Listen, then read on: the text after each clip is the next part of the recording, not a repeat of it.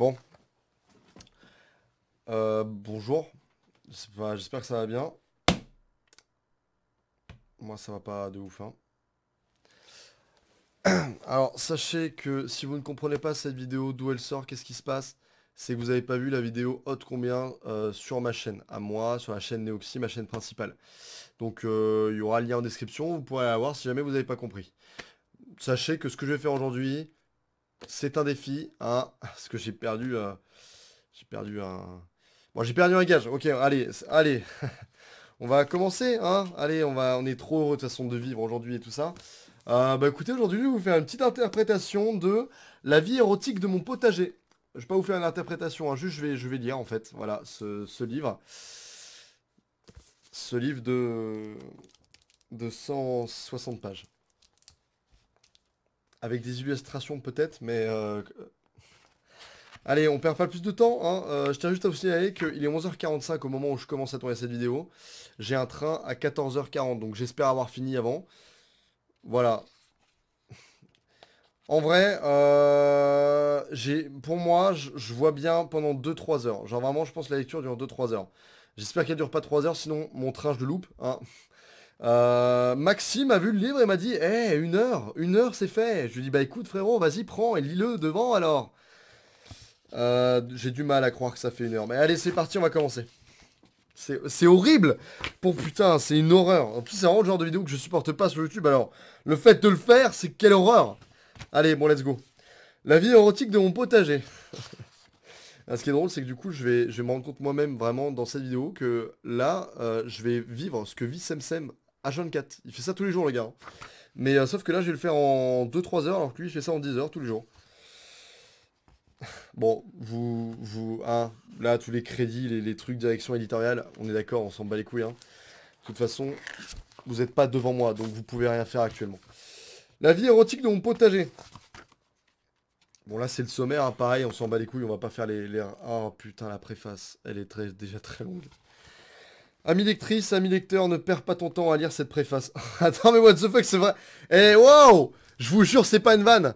Regardez là, c'est clairement ce qu'il y a écrit. What the fuck? Mais attends, mais les gars, c'est écrit, on peut dire que ça marche, non? Je sais que vous allez me buter, hein, si vraiment je fais ça. Bon, allez hop, je le dis quand même.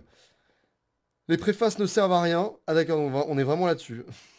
Au mieux, elles sont laborieuses, au pire, elles sont laborieuses et trop longues. Là, tu vois, si tu n'étais pas en train de m'écouter pontifier, tu serais déjà en train de feuilleter un super livre de cul. Ah putain, c'est quoi ce livre de merde là? Je dis livre, mais c'est plutôt un guide en fait. Un guide pratique pour t'aider à mieux vivre ta sexualité grâce à celle des plantes. Le guide d'un jardinier qui a tout vu dans les allées de son potager et qui te refile quelques tuyaux pour t'aider à mieux irriguer ton petit jardin secret. Exemple, si tu batifoles par texto et via des émoticônes et que tu veux illustrer la notion de pénis ou bite. Mais quoi? Je ne connais pas bien le lectorat des éditions Terre Vivante, j'ignore donc à quel niveau de langue je dois me soumettre. Jouons la phyto, disons, jon. Mec, mais qu'est-ce que... C'est quoi ça? C'est un sort dans Harry Potter ce truc-là? Si tu veux illustrer la notion de jonc, disais-je, eh bien, il est beaucoup plus malin de choisir l'émoticône concombre, plutôt que celle de l'aubergine, comme le font la plupart des coquinous. Et tu sais pourquoi? Pour la joie des mélanges heureux. Les concombres sont allogames, alors que les aubergines sont autogames. Et franchement, en amour du moins, avoue que l'on s'amuse beaucoup plus avec la racine grecque allos, autre, koto, soi-même. Bah si, en plus, bon garçon, le concombre te fournit aussi les testicules, on aurait tort de s'en priver. Sachez que je suis simplement là. Ah non, mais quelle horreur. Vous savez déjà la durée que ça a pris, là. Moi, je sais pas, mettez-vous à ma place. Putain, et bombardé, là, on est bientôt 100 000. Je veux que, à la fin de ce livre, on soit 100 000. Enfin, ça veut rien dire, parce que c'est pas du tout en direct. J'aurais pu le faire en live, d'ailleurs. Autre exemple, si tu veux te faire butisser Fissa, le mieux, tu sais, c'est encore de porter du bleu. Bleu de chauffe, veste en jean, smoking indigo, déshabillé lavande, combi en latex turquoise, string saphir. Ou soutane azur, peu importe, mais bleu, mais polissons. Bleu, sinon ceinture. D'autre part, si tu veux rejouer dans ta cuisine, la scène hyper torrée du film Le Facteur sonne toujours 2 fois, de grâce, pas en bois, de Getty. Waouh. Là, c'est un sort dans Harry Potter, c'est sûr et certain. Sinon, je te préviens, ça va faire pchit et ton facteur pourra venir te vendre des tas de calendriers plein de minous sans jamais déranger personne. Quoi d'autre sur le plan de la libido? Plein de choses, plein. Des brouettes, des barquettes, des cagettes, des bons conseils, et puis de l'érudition, de l'humour, de l'amour, du hardcore, des sévices, de l'esprit, de la tendresse. Oh, ça c'est exactement la phrase qu'on a lue dans la vidéo, hein. Des feuilles de guimauve hautement torchéculatives. Putain, en plus, c'est pas les mots plus simples au monde, quoi. Mais sans cœur des cœurs, enfin et ravissant, mais qui conclut l'affaire en chibre gluant une capote à l'amande. Ouais! Ah, ok, je pensais qu'il y avait quelqu'un. Je pensais que quelqu'un voulait me rejoindre dans mon truc, hein. Parce qu'il n'y a aucun problème. Un menu, des mariages hilarants, des tests de grossesse plus bio que bio, des pressions de caresses buccales et matinales pour lutter efficacement contre la dépression, des pistachiers qui font honneur à tous les amoureux de Paris, et les câlins au vent de ses promesses, et le butin secret de l'amour en cage, et les mouvants nombrils de Vénus dans les trouées de pierres sèches, et la rhubarbe tellement moins amère quand elle est mise en bouche dans une autre langue que la sienne, et tant d'autres raisons d'aimer encore, d'aimer, d'admirer, de jardiner, tant de... Bon, stop, cette préface est trop longue. Rideau, pardon, cloche. Putain, je suis qu'à la préface. Je suis qu'à la préface, j'ai mis 4 minutes. Oh là là là là, mille merci. Quoi de plus érotique qu'un potager? Pas grand chose si j'en crois les mines réjouies, les soupirs de ravissement, les cris de surprise et les sourires entendus de tous ces jardiniers ravis après quelques heures au jardin.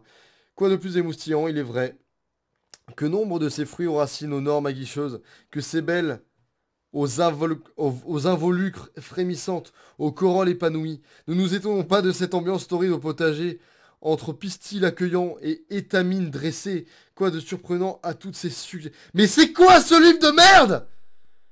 Entre jardiniers qui ne manquent pas d'arriver, sitôt que nous prêtons un peu d'attention à nos chers légumes. Souvenons-nous que ces végétaux qui ont inventé la sexualité. Merci qui?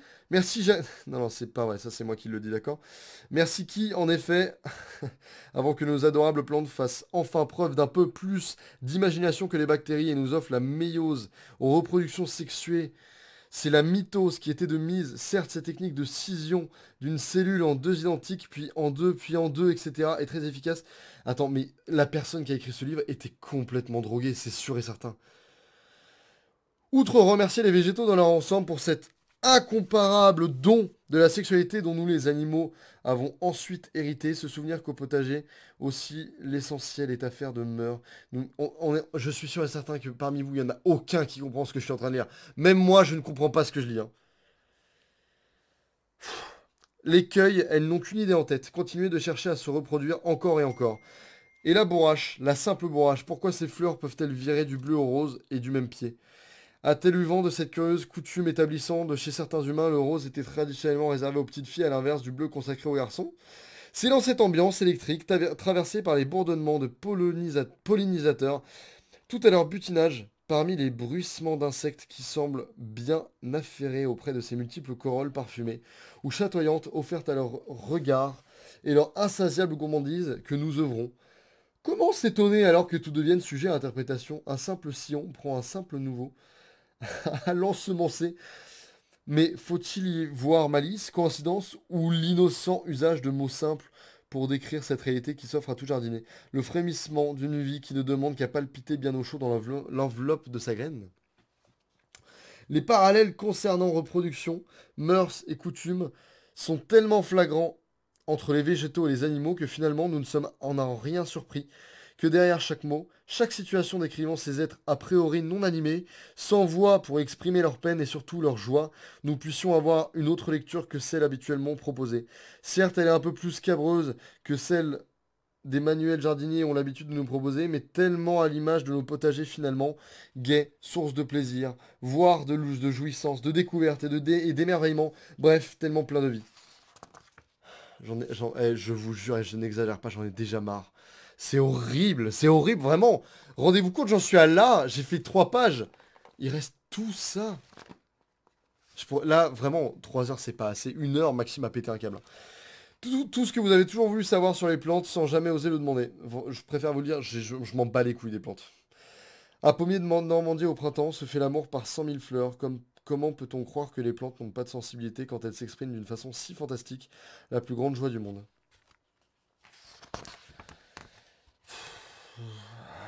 Attends, je vais peut-être un petit peu augmenter mon siège, voilà, comme ça on est mieux. Discrimination sexuelle et familiale. Entrée en classe. Allez savoir pourquoi l'homo occidentalis a la manie du classement. Là où tant d'autres se contenteraient de se réjouir, admirer ou tout simplement cueillir et récolter en fonction de leurs besoins, rien à faire, il faut que nous classions, ordonnions, rangions. Que nous soyons plantes, poissons, gnous ou timbre-poste, il y a forcément un classeur dans lequel nous faire entrer. Chacun doit y trouver une place. Il y aura ensuite forcément une étagère adéquate pour achever le rangement. Il suffit de chercher. Pourquoi pas, après tout, mais comment classer ces végétaux? Il y a eu de nombreuses tentatives par taille, couleur, morphologie, cycle, etc. La plus marquante reste certainement celle de François Rabelais, qui au-delà des... Excusez-moi, est-ce que j'ai le droit de vivre aussi à côté, hein? On m'ordonne le droit de vivre? Il faut que je confirme mon voyage. Ah ok.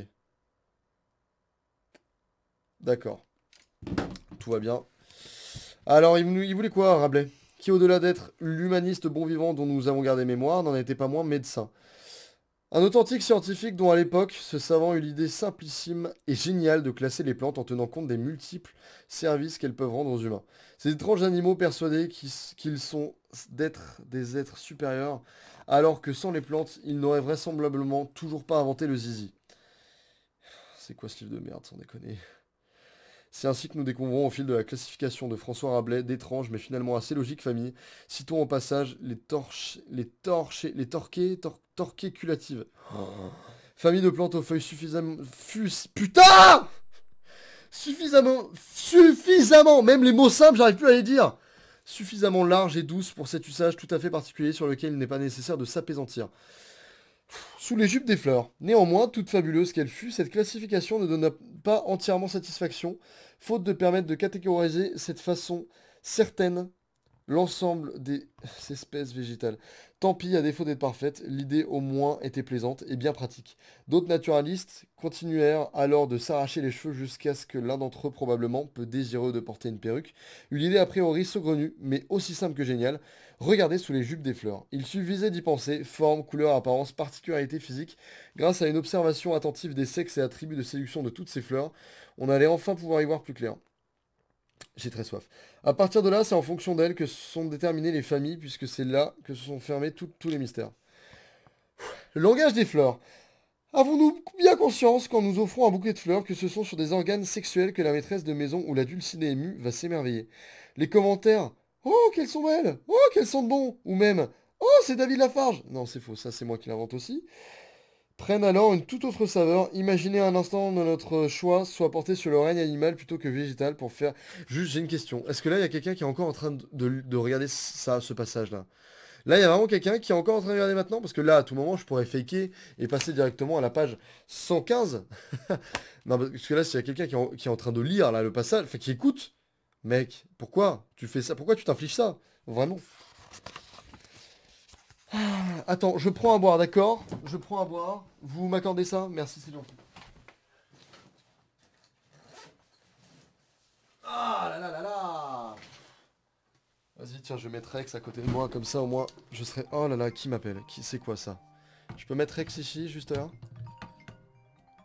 Ah mais non, il est vert! Il va être dégueulasse dans le fond vert. C'est ma mère. Allô? Ouais? Allô? D'accord, bah y a pas de réseau. Allez, c'est parti. Linné obsédé sexuel végétal, entre autres pratiquants. C'est à Carl von Linné, naturaliste et savant suédois, que nous devons le premier grand système de classification du vivant au cours... Maman, t'es bien sympa. Classification qu'il a fondée sur un principe qu'il deviendra la référence. Le nombre binominal de son système, qui englobe également le règne animal, les végétaux regroupés en grandes familles et caractérisés par leurs organes reproducteurs, les fleurs dont pour l'essentiel se voient attribuer deux noms latins, le premier relativement global, nom de genre, le second, nom d'espèce, reprenant un caractère de la plante ou le nom de son découvreur. Quoi qu'il en soit, nous sommes sauvés grâce en outre à l'inné et à cette intuition de l'importance du sexe chez les plantes. Ces dernières peuvent enfin être regroupées en famille, d'où pourront découler le nom du genre et d'espèce. Que le nom binominal du caprier soit Caparis spinosa ne signifie pas que cet arbrisseau a un goût certain pour la philosophie tout en étant fâché avec l'orthographe, mais plus simplement qu'il est épineux. De même, Budleja davidji, c'est un DJ ça, Avicii. L'arbre au papillon nous rappelle que le père Jean-Pierre Darmand, David, n'a pas découvert que le panda géant. Donc c'est sûr et certain, c'est la personne qui a créé ce livre était sous cocaïne, c'est sûr et certain. Elle a pris de la cocaïne, c'est sûr. Le pistachier de Vaillant. En fait, c'est Sébastien Vaillant que nous devons probablement pour la première fois d'avoir imaginé. Quoi? Imaginez le scandale à l'époque. Apporter la preuve d'une sexualité chez les plantes. En observant deux pistachiers plantés à Paris à bonne distance l'un de l'autre, mais ne donnant pas de fruits, il eut l'idée de couper une branche en fleurs de l'un pour la secouer au-dessus de l'autre. Miracle, pour la première fois un pistachier qui avait fleuri eut des pistaches à Paris. Outre qu'elle devait être délicieuse, le geste de Vaillant apportait la preuve d'une fécondation d'une sexualité chez les plantes, une idée qui eut bien du mal à se frayer un chemin dans les mentalités de l'époque.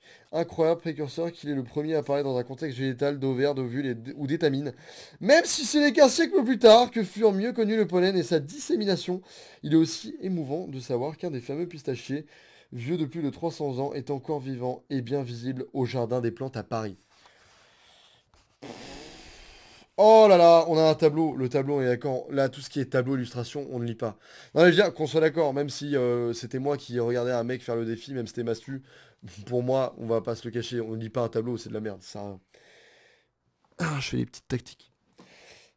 Plus rare au potager, on cultive aussi des portulacées, pour pieds cultivés, etc., des plantiginacées, des alizoacées, des polygonacées, et quelques autres encore, toujours bien pratiques au-delà des découvertes gustatives qu'elles nous offrent pour faciliter les rotations. Entre elles qui ne pensent qu'à ça.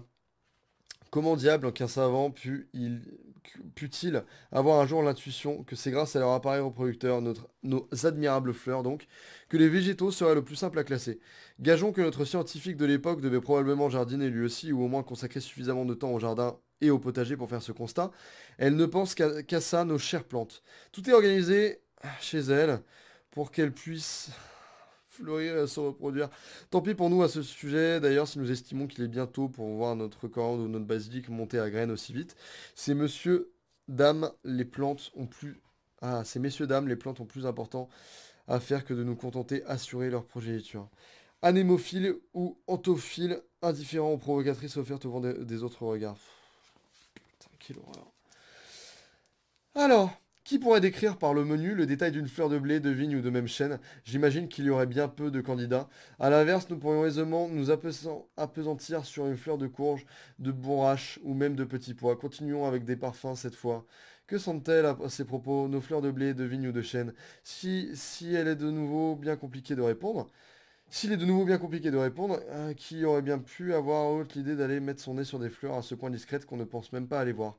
Nous sommes bien plus nombreux à pouvoir évoquer les parfums et décrire les formes et couleurs des fleurs de thym, de ciboulette ou même encore des presque désagréables fleurs d'artichaut à l'odeur entêtante. Il y a bien sûr une explication logique à ce principe basé sur la discrétion ou la provocation. Il existe dans le jardin deux procédés essentiels de pollinisation. Entomophile par les insectes ou anémophile par le vent. Là, c'est le moment où je bois un coup. Hein. Je suis à deux doigts de tomber dans les pommes. C'est trop bien!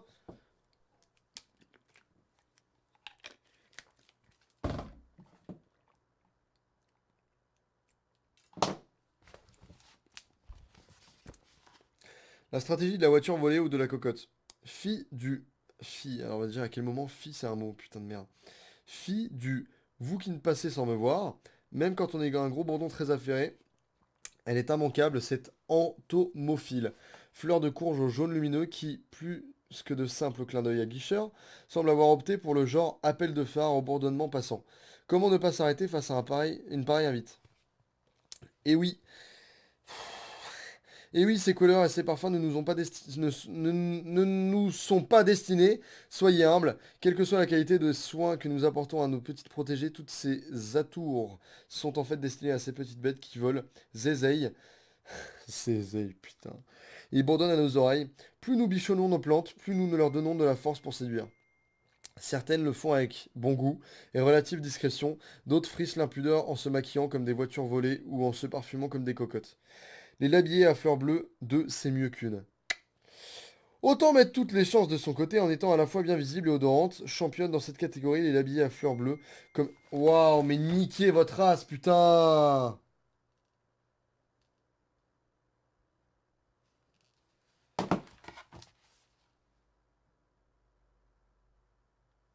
Ok. Toujours est-il qu'installer un potager de type de plante qui mise sur ces deux stratégies de séduction vous garantit au-delà de vous régaler. voire de vous soigner, d'attirer abeilles et autres pollinisateurs indispensables. C'est une horreur, vraiment. C'est une horreur, on va pas se mentir. Je suis loin d'avoir fini, putain de merde. Pas toujours simple la vie de couple. Que s'est-il passé? Y a-t-il eu des cris? Je sais même, franchement, je pense qu'il y a... Mais vraiment, il y a personne de vous qui comprend ce que je suis en train de lire depuis tout à l'heure. Mais vraiment, même, vraiment, moi, je ne comprends pas ce que je lis, là. Je comprends rien. Et je pense que ça s'entend. Je bégaye sur quasiment tous les mots. Que s'est-il passé? Y a-t-il eu des cris, des disputes, de lassitude, des histoires de chaussettes sales qui traînent, du dentifrice mal rebouché et autres reproches contre ce quotidien qui ronge même le plus délicieux d'amour? Toujours est-il que chez nos amis les légumes du potager, il en va parfois de même que dans les couples humains. Sans aller jusqu'au divorce ou la séparation, on note une vraie disparité dans les petits arrangements ou une vie à deux harmonieuses. Donc là, on est clairement en train de dire que des plantes peuvent avoir des disputes. Tout va bien. Les fusionnels, ce sont des espèces bisexuées ou également appelées hermaphrodites comme les carottes, les radis ou les aubergines. Papa et maman, étamine plus pistil, habitent dans la même fleur. Cela ne signifie pas que maman ne préfère pas le pollen d'un autre de temps en temps, comme chez les pommiers par exemple. Néanmoins, bon an, mal an, tout va bien. Bon an, mal an, tout va bien, ok. Chacun vit avec chacune dans la même fleur. Les chambres à part, certaines comme les courges et les courgettes ont en revanche décidé de moins partager le quotidien. Elles sont dites unisexuées pour papa et maman, chacun sa fleur tout en restant néanmoins sur la même plante. Les organes mâles étaminent dans une fleur mâle et les organes femelles pistillent dans une fleur femelle. Aux abeilles et aux bourdons de faire le travail de réunion, cela dit, les uns comme les autres ne semblent pas s'en plaindre. On parle dans ce cas d'espèces monoïques, les deux sexes sont présents sur le même sujet, dans deux fleurs différentes. Oh là là. Et chacune chez soi, d'autres n'en pouvaient décidément plus, avaient probablement peur de l'inévitable usure, fleurs mâles et fleurs femelles ont donc décidé de vivre séparément, chacune de leurs lianes, comme les kiwis ou sur leurs plantes comme les épinards. Ces espèces sont dites dioïques, même si un pied mâle de kiwi peut suffire pour 4 pieds femelles. Il faut au moins cultiver deux sujets de la même espèce et de sexes différents pour espérer avoir des graines viables. La taille légumière... Par contre, c'est cool, il y a beaucoup d'illustrations en vrai, donc on est déjà à la page 26, what the fuck les amis. En vrai, ça va très très vite parce qu'il y a pas mal d'illustrations sur pas mal de trucs, ce qui fait qu'en fait, c'est des pages qui servent à rien. La taille légumière ou pas de tanguy au potager. Nous l'avons compris, elle ne pense pas qu'à ça, notre petite plante. Ah non, elle ne pense qu'à ça, notre petite plante, mais reconnaissons que nous aussi attendons que ça de nombre d'entre elles. Nous faisons... C'est horrible, je bégaye de ouf. Nous faisons même beaucoup pour qu'elles aillent encore plus vite à satisfaire ce besoin inextinguible. Oh, de se livrer au jeu de la reproduction. Imaginons un plant de tomates ou de melon qui fasse la grève de sexe. Cela nous donnerait un potager aux plantes magnifiques, foisonnantes et pleines de vigueur, tellement pleines de vigueur du reste qu'elles ne penseraient qu'à pousser, comme d'éternelles adolescentes, sans se soucier le moindre du monde, d'assurer à leur tour leur descendance. Bref, sans offrir un seul fruit. Voilà l'unique raison pour laquelle nous taillons au potager. Éviter les tanguis, ces adultants qui mangent comme quatre prennent toute la place sans participer au bien commun. À la différence de la taille fruitière qui se fait pour l'essentiel en période de repos végétatif, on peut avoir plusieurs rôles, outre favoriser la production de fruits, réduire ou harmoniser la charpente, favoriser la pénétration de la lumière, diminuer ou éviter le phénomène d'alternance, etc. La taille légumière se pratique en pleine période de pousse et n'a qu'un seul objectif, reproduisez-vous, faites-nous plein de bébés, allez-y à tout va, vite et fort. Fruits ou légumes? La question met deux domaines sur le même plan. Cuisine et botanique, légumes est un terme culinaire désignant tout ou partie d'un végétal utilisé pour préparer un mets, tandis que fruit est un terme botanique désignant l'organe végétal issu de la fleur qui a maturisé, contient des graines. Faites un petit inventaire mental, piments, concombres, courgettes, haricots verts, tomates, bien sûr, etc. Nous consommons un nombre incalculable de fruits comme légumes. Ah là là. Nous avons faim, nous, de tomates, melons et autres aubergines inutiles de tergiverser. Allez-y, à bride, abattu. Et tant pis si nos interventions intempestives qui font courir un risque. Puisque vous ne pensez qu'à ça, comptez sur nous pour vous aider à y penser encore plus et plus vite. Ce qu'on cherche en vous, taillant, c'est à vous stresser un peu, bande de mollassonnes, pour que, comprenant enfin que la vie n'est pas un long fleuve tranquille, qu'on n'a rien sans rien, et tout le tout team, vous nous fassiez des petits au plus vite et plus gros. Non mais quand même, on ne vous a pas élevé pour que vous restiez là à planter comme des piquets abreuvés et nourris aux frais de la princesse, sans nous faire des fruits en retour. Tu la veux ma grosse courge? Hormis vouloir participer à des concombres de la plus longue, Yes. Des concours de la plus longue. Faites courir des risques sanitaires liés à des plaies de taille à nos courges n'a qu'à bien peu d'intérêt. Pourquoi les tailler, hormis dans des régions où la saison est brève, comme en altitude par exemple, où quelques toutes petites journées de gagner peuvent s'avérer précieuses. Est-il vraiment besoin d'avoir des petits marrons plus gros et plus tôt et plus gros? Laissons au maximum faire la nature, elle se débrouille très bien sans nous. Je pourrais jamais lire le journal, hein, je bégaye de ouf. Mais c'est parce que vraiment les mots sont très très compliqués, hein, ils sont horribles. En fait, il y a des mots graves, complexes, dont t'as pas du tout l'habitude de parler, qui... Il y en a de partout en fait. Reconnaissons que nous n'avons pas toujours des passions faciles. Si d'une main il convient d'encourager la reproduction de certaines, il faudra en revanche tout faire de l'autre pour calmer les ardeurs de quelques-unes. Ce sont des conditions climatiques, mais aussi très souvent un stress qui favorise le fleurissement, puis la formation des graines prématurées, qu'elles soient contenues dans un fruit, une ombelle, un épi, une silique, etc. Ce qui est une bénédiction chez les fruits devient alors une vraie plaie chez certaines à feuilles. Chez certaines plantes à feuilles, racines ou bulbes, qui soit sentant le moment venu, après un épisode froid par exemple, soit craignant pour leur survie, plantation plutôt que semi-direct. Manque d'eau, agression répétée d'insectes, etc. Non plus qu'une idée en tête, assurer une descendance, perpétuer leur gène. Voilà donc votre laitue à peine joufflue ou vos oignons si prometteurs fermentés. Décidez à ne plus vous donner entière satisfaction. Les bulbes restent réduits et durcissent. La laitue refuse de paumer, tout se concentrant sur leur hampe florale. Quand légumes stressés, lui toujours faire ça. Mais c'est quoi ces mots de merde? Nous rappelle un dicton autrefois en vogue. Jusque sur la cordillère des Andes, certes, lui toujours faire ça peut-être, mais c'est tout de même pénible. Particulièrement quand on les aime, les tue. Mais sans déconner, quelle horreur. Merde, j'ai sauté une page, ne trichons pas. Bref, entre sexualité débridée qu'il faut provoquer chez certaines et abstinence vertueuse qu'il faut imposer à d'autres, tout en veillant aux bonnes mœurs pour les jardiniers qui veulent faire leurs graines, notre potager prend parfois des allures de pensionnat où il importe peu de savoir avec précision ce qu'il se passe dans les dortoirs. Encourager certaines, encourager d'autres, et vice-versa, n'est pas toujours de tout repos pour nous non plus. Prends-moi encore, sans vouloir faire de l'anthropomorphisme, yes, et étendre cette constatation à l'ensemble des êtres vivants, la propension à vouloir se reproduire est flagrante chez les légumes fruits que nous consommons jeunes. Faisons le test avec des courgettes ou des concombres par exemple, cessons de cueillir ces jeunes fruits immatures qui nous régalent et laissons-les mûrir sur le plan. La suite ne fait pas de doute, satisfaite de voir leur mission de reproduction en cours d'accomplissement.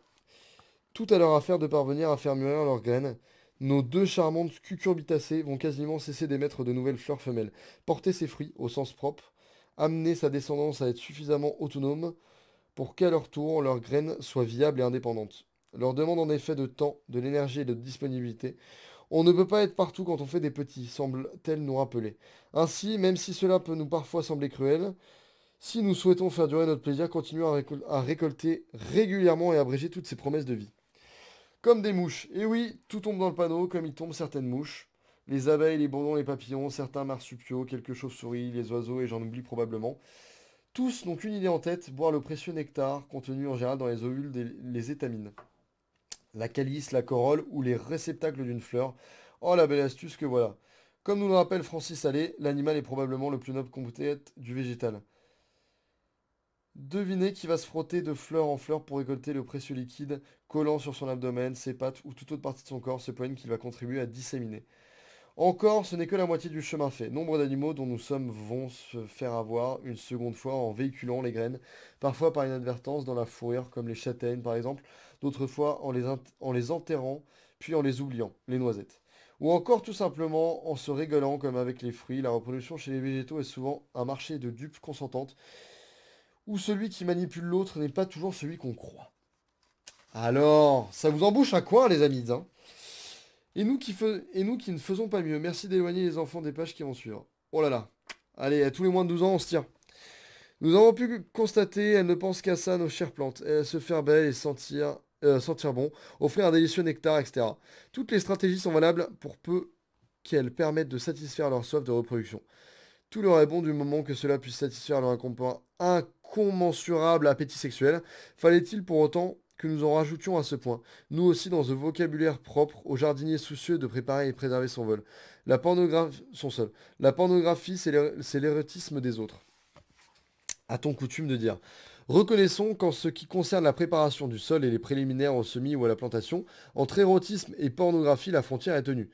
Le double sens que l'on peut prêter aux propos des jardiniers s'entretenant de leurs méthodes respectives pour cultiver leur potager sont parfois tellement flagrants qu'il n'est pas rare que l'un d'eux s'arrête net au cours de leur conversation, presque gêné, bafouillant sur un ton d'excuse à un bon bref, tu vois ce que je veux dire, sans vouloir se montrer égrillard, voire graveleux, rien de plus facile, quoi qu'il en soit, de passer malgré toute notre innocence pour un satire de jardin, à commencer par les préliminaires. Pour que la terre soit féconde, en douceur et profondeur, inutile de me retourner dans tous les sens, laisse-moi respirer, donne-moi de l'air, de l'oxygène, semble nous dire cette terre, à qui nous allons confier nos précieuses semences. Pas de long préliminaire non plus, plutôt une entrée vive dans le sujet quasi immédiate. Sir Albert Howard dans Testament agricole pour une agriculture naturelle, son ouvrage paru en 1940, n'a de cesse de nous rappeler tout au long de ces précieuses pages, lui aussi, depuis de nombreuses années déjà, les jardiniers adeptes du jardinage biologique se retournent plus leur sol par bêchage, mais l'ablubissement avec l'herbergement en temps d'efficacité, moins d'impact sur la vie aérobie et anaérobie. Des premiers centimètres de terre arable et olive dans le cocktail, nettement moins de pénibilité physique avec des bêches en retournement de sol et de type grélinette. Putain, qu'est-ce que ça veut dire tout ça? Là, donc il y a quelqu'un qui lit ça et à la fin il est en mode ah, j'ai appris énormément de choses. Putain, et en soi, en vrai, ça va vite, hein. Enfin, ça va vite. Il reste encore énormément de pages, mais en soi, regardez, on a déjà fait tout ça. Et alors, il reste tout ça, hein. Mais voilà, on a déjà fait quand même pas mal de choses. Sors ton croc, prépare ta griffe et brise-moi les mottes. Rappelons-nous de cet incroyable tour de magie potagère où plantez autour du 15 mai un petit plant de tomates qui vous arrive tout juste au-dessus de la cheville et à peine vous le dos tourneux que voilà le 14 juillet qui vous arrive à la poitrine. Heureusement que les chênes ne poussent pas à cette allure où nous serions à l'ombre. Néanmoins, cette croissance ultra rapide ne se fait pas d'un claquement de doigts, outre qu'elle soit d'être mob, votre terre doit être fertile. Après l'avoir décompacté, un apport même léger de compost, tout juste incorporé en surface au croc ou à la griffe. Attention, la matière organique migre toujours vers le bas et elle se remonte jamais. Inutile donc de l'enterrer, sera le bienvenu. On profite toujours de cette opération pour commencer également le travail d'affinage. Les mottes les plus grossières seront brisées à petits coups et d'éventuels restes de structures gênants évacués. Semer et planter. Merci de bien vouloir tenir vos enfants écartés quelques minutes encore. Tous ces petits déjà, nombre d'entre nous, furent élevés avec cet étrange pressentiment qu'il se passait quelque chose de pas tout à fait clair au jardin.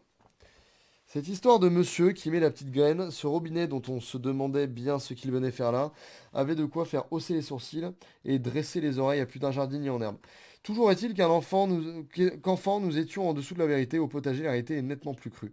Dehors maintenant les bébés. Allez oust du vent, vous êtes déjà des grands maintenant, bande de petites graines paresseuses. Hors de nos vues, vous n'imaginez pas non plus qu'on va vous apprendre à vous débrouiller. Ce n'est pas parce qu'on respire, nous aussi, qu'on va se mettre à se comporter comme des animaux. Choyer et élever ces petits? Non mais quelle blague, vous ne voulez pas non plus qu'on vous arrose? Ah, ou ça ne rigole pas, tous les jours au potager. Voilà pourtant à peu près le langage que tiennent à leurs rejetons Monsieur et Madame Carotte, le couple chourave, et tous les autres pensionnaires de notre jardin au moment de les regarder partir. À la différence de bien d'animaux qui élèvent leur progéniture, les petits des végétaux sous forme de graines sont des réservés déshydratés, contenant l'entièreté de la future plante, grosso modo armée pour survivre dans les conditions de température et d'humidité requises, seront réunis. Gâteau sur la cerise, papa et maman ne sont pas là pour aider et accompagner. En fait, c'est là le seul travail du jardinier au moment de semer. Veillez à ce que la température et l'humidité soient adéquates. Pour le reste, les graines savent faire. Ne nous mettons pas trop la pression d'ailleurs. Et n'allons pas non plus porter jugement hâtif sur le couple carotte ou monsieur et madame Chourave, hasard, prémonition, en confiance relative en nos capacités. Les végétaux ont trouvé la parade à nos éventuels manquements. En ce qui concerne, c'est pourtant deux simplissimes exigences, hormis rare exception. Chaque plante produit au minimum des centaines de graines. Ainsi, papa et maman carotte, toujours eux, sont à peu près certains que parmi la quantité produite, quelques-unes au moins germeront. Néanmoins, avant avoir bien présent à l'esprit qu'une graine contient la future plante qui ne demande que d'être suffisamment arrosée et de bénéficier d'une température de sol adapté, différentes pour chaque espèce. Nous rappelons que les semis ne sont finalement pas si compliqués pour peu que l'on respecte ces seuls principes quand les graines sont fraîches. Ce n'est tout de même pas sorcier, non? Arrosez généreusement le sillon avant de mettre certaines graines aux formes et aux dimensions suffisamment généreuses pour être manipulées facilement, même dans un sol souillé. Haricots, pois ou fèves par exemple. Permet d'apporter une garantie supplémentaire de germination. Quelques toutes petites minutes en préambule dont les effets se font rapidement sentir au moment de la levée. Encore sauter une page. Alors. Attention, ah oui. Arrache-moi le chignon. Si ce phénomène ne se produit pas en mode, il est relativement fréquent qu'en pot ou en godet, les racines, quand elles touchent le fond de leur contenant, tournant sur elles jusqu'à former un paquet compact et circulaire, évoquant un chignon. Misant sur l'incroyable efficacité qu'ont les végétaux à mettre de nouvelles cellules à se séparer en quelque sorte, tout en sachant que l'extrémité des racines, l'apex, est la partie la plus active. Mieux vaut provoquer une régénération de la partie en chignon que vouloir s'échiner à la défaire patiemment. C'est pourquoi, après dépotage, on arrache ce chignon sans plus de façon. Au potager, la brutalité a parfois seulement du bon. Déshabille-moi. Erratum, à propos de ce qui est écrit quelques lignes plus haut. Parfois absent. Absent. Ok. Le langage jardinier peut paraître étrange et source de confusion. Ainsi, rafraîchir les racines et le feuillage en supprimant un quart à un tiers pour faciliter la reprise ne s'appelle pas paradoxalement déshabiller, mais habiller un plant. Étrange dénomination pour cette opération souvent indispensable laitue, chicorée et autres poireaux en prenant soin de ne pas abîmer le cœur, la future pomme pour les choux, tout en évitant bien sûr de le faire sur les tomates, aubergines, poivrons et autres légumes fruits. Plante-moi vite et dépêche-toi de m'inonder. Peut-être me mettre un petit peu plus là, peut-être que je suis un petit peu hors du fond vert, j'en sais rien. Papa, j'en étais où? Ah oui, là. Soyons humbles, nous faisons bien peu avec nos mains, hormis les présentations peut-être. Voilà comment il est conseillé de procéder. Monsieur Leplan, Madame Laterre, Monsieur Leplan, vous êtes beau, mariez-vous. Et hop, sans plus de façon, chacun est rapidement mis en contact avec l'autre, celle qui va sceller cette union, chasser la moindre poche d'air pouvant encore exister entre la terre et les racines, c'est l'eau. Bien plus efficace que ce que nous pourrions faire avec nos mains, seul un bon arrosage permet pour une parfaite adhésion entre terre et racines, sans qu'il ne puisse demeurer trop de cet air fatal pour les racines. Je suis à... Ouais. Ouais. Il est 12h21, ça fait quoi? Ça fait 30 minutes que j'ai commencé à lire? Waouh. Ouais, bah ouais, c'est ça, à peu près ça va durer 2 heures, hein. Voilà, le plus dur est passé. Souhaitons longue vie et heureux ménage à notre petite plante dont nous avons passé tant de temps à aménager la future chambre nuptiale. Certains écrasent une larme en songeant que très vite leurs adorables graines vont se transformer en belles adolescentes pour finir par convoler en juste noces, aidées par exemple qui par abandon, qui par un chaud vent du sud, ok d'accord, certains ingrats, comme quelques laitues, coriandre ou basilic de ma connaissance, n'auront même pas la lassitude de nous offrir. Les joies d'une vraie récolte, d'autres, comme les physalis, après nous avoir fait une grande frayeur, se rattraperont magnifiquement, bien qu'un peu de justesse sur la fin de saison. Tous et toutes, en revanche, auront été malins oh là là, pour parvenir à leur fin. L'année prochaine, nous recommencerons le potager de plus belle. C'est un plaisir que d'être servi de ces messieurs-dames, les légumes du potager et perpétuer leur descendance. Que nous disait Francis Allais? Ah oui, que l'animal est la plus noble conquête du végétal.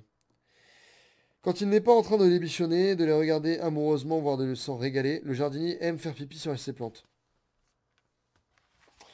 C'est une autre façon de voir... Non, putain, Putain!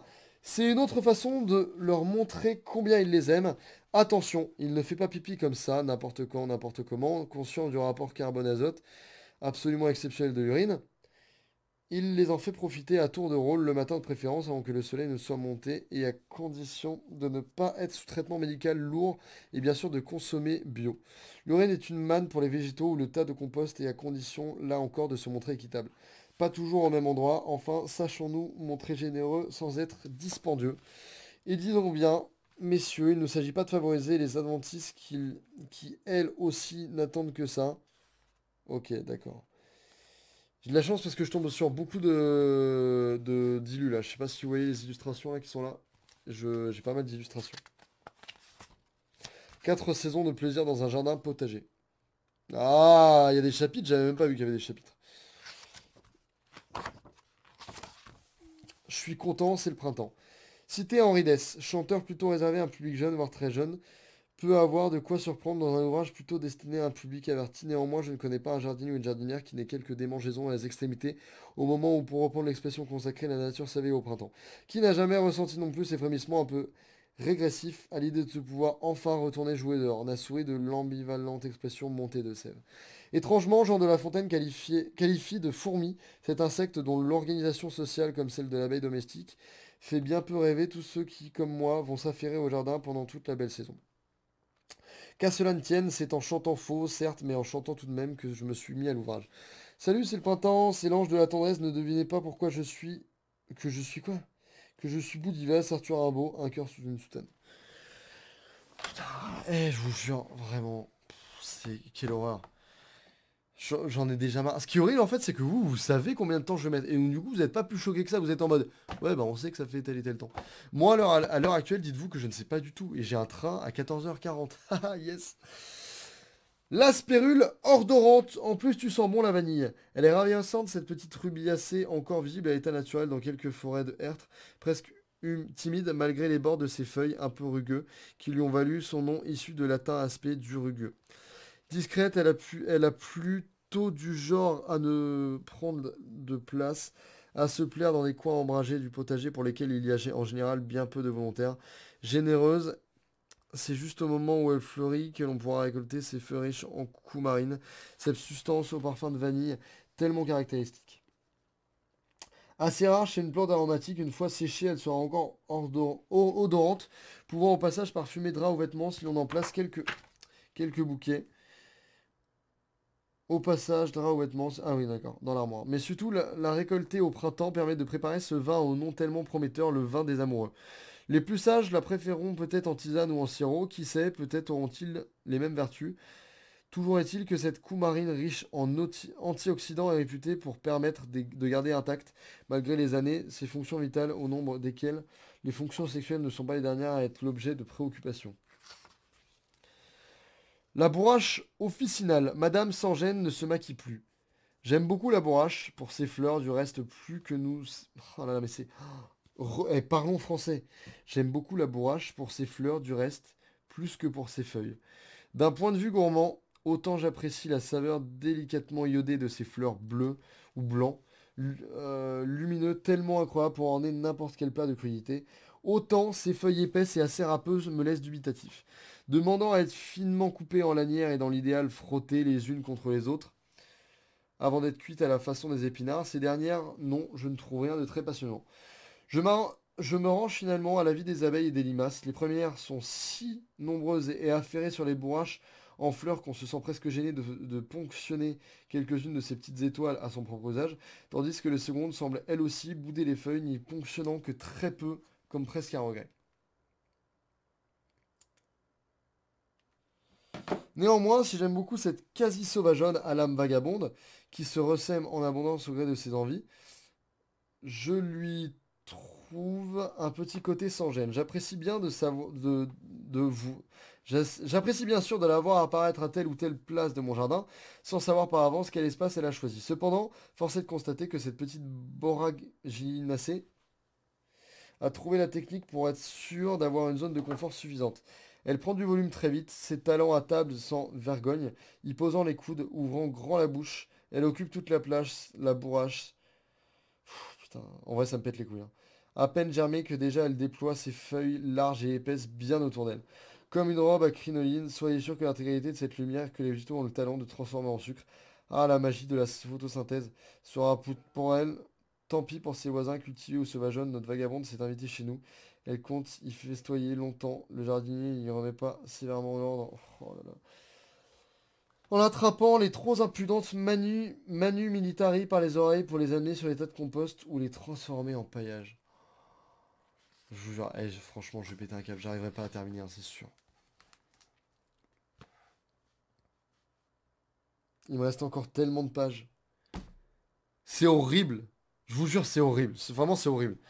En fait, c'est pire que de regarder un truc ou rien faire et regarder quelque chose. Parce que là, tu dois le lire, Surtout un livre de merde comme ça. Si c'était un livre, genre vraiment un livre classique, quoi, avec des mots classiques, il n'y aurait pas de problème. Mais là, vu que c'est que des mots quasiment en latin ou des mots compliqués, des mots de plantes, tu bégayes sur tous les mots et c'est tellement long, ça rend la lecture beaucoup plus compliquée.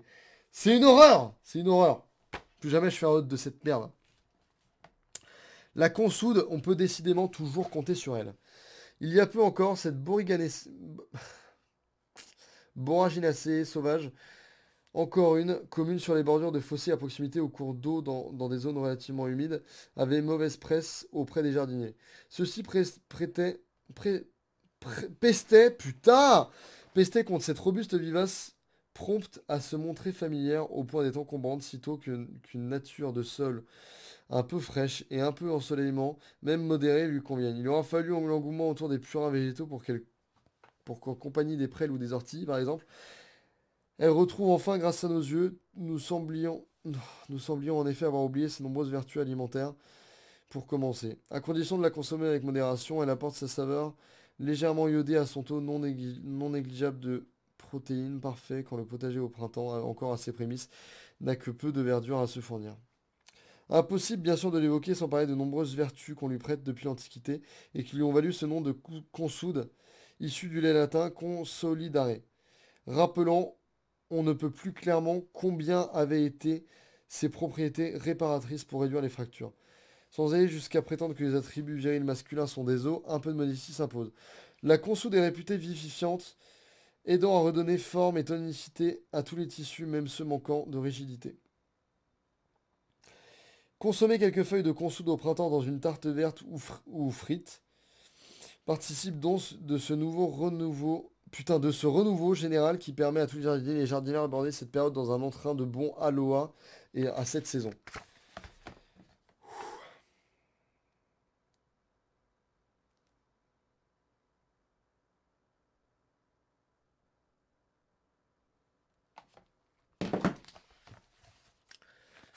J'en peux plus. Le houblon, la mise en bière fatale. Faut-il ranger le houblon dans la catégorie des plantes potagères à proprement parler? Pas réellement non. Néanmoins, j'aime beaucoup cette volubile vagabonde, disparaissant l'hiver et pourtant atteindre 5 mètres de haut dans les quelques mois seulement qui suivent le printemps. On considère trop souvent les potagers comme des espaces de production horizontaux, un peu mornes, leur donner de la hauteur avec quelques plantes capables de se hisser sur une pergolée ou un simple câble de tendu leur apporte un volume bienvenu. Même si l'on ne peut pas considérer le houblon essentiellement employé pour parfumer la bière comme une plante potagère à part entière, il est à noter que depuis l'Antiquité, en Europe, on consomme aussi ces jeunes pousses printanières, teintées d'amertume, préparées à la façon des asperges. Tiens donc.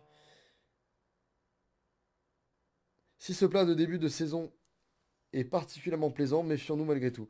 Le houblon contient du lupulin, une substance œstrogénétique aux vertus apaisantes à la dose normale. Certes, mais qui a plus forte contraction peut provoquer des troubles nerveux et sexuels véritables. Ainsi, les ouvrières et ouvriers qui travaillent dans les houblonnières, soit à la récolte des cônes, soit à leur séchage, avaient bien remarqué les problèmes de disparition ou de dérégularité dans les problèmes de troubles nerveux et d'inappétence sexuelle.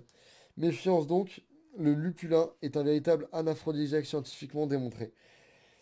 Est-ce pour cette raison ou pour s'endormir plus tranquillement que certaines de nos grand-mères en remplissaient les oreillers ou en affirmant que cela facilitait la venue du sommeil? Allons savoir. Allons savoir toutes ces choses. Trick, madame. Si ce n'est ni un ordre ni une injonction, mais des noms de l'orphin blanc, cette ravissante vivace succulente, dont les feuilles aux vertus cicatrisantes sont délicieuses en salade, en fait, ce nom étrange et quelque peu péremptoire, serait la déformation de tripe, madame. La tripe étant une sorte de gigue. Autrement dit, l'orpin blanc est réputé tellement efficace pour que vous n'imaginez que certes... Putain, pourquoi je dis certains? Sachez une chose, c'est que depuis 48 heures, je fais la masse de trajet, j'ai eu énormément de boulot, mais réellement, hein. Et je n'ai dormi, en 48 heures, je n'ai dormi que cette nuit, de 3 heures du matin à 8 heures du matin. Je suis complètement mort, donc c'est pour ça que je bégaye autant. Et je vous jure, vraiment, je suis KO de dingue, mais de ouf, vraiment. Bref, allez.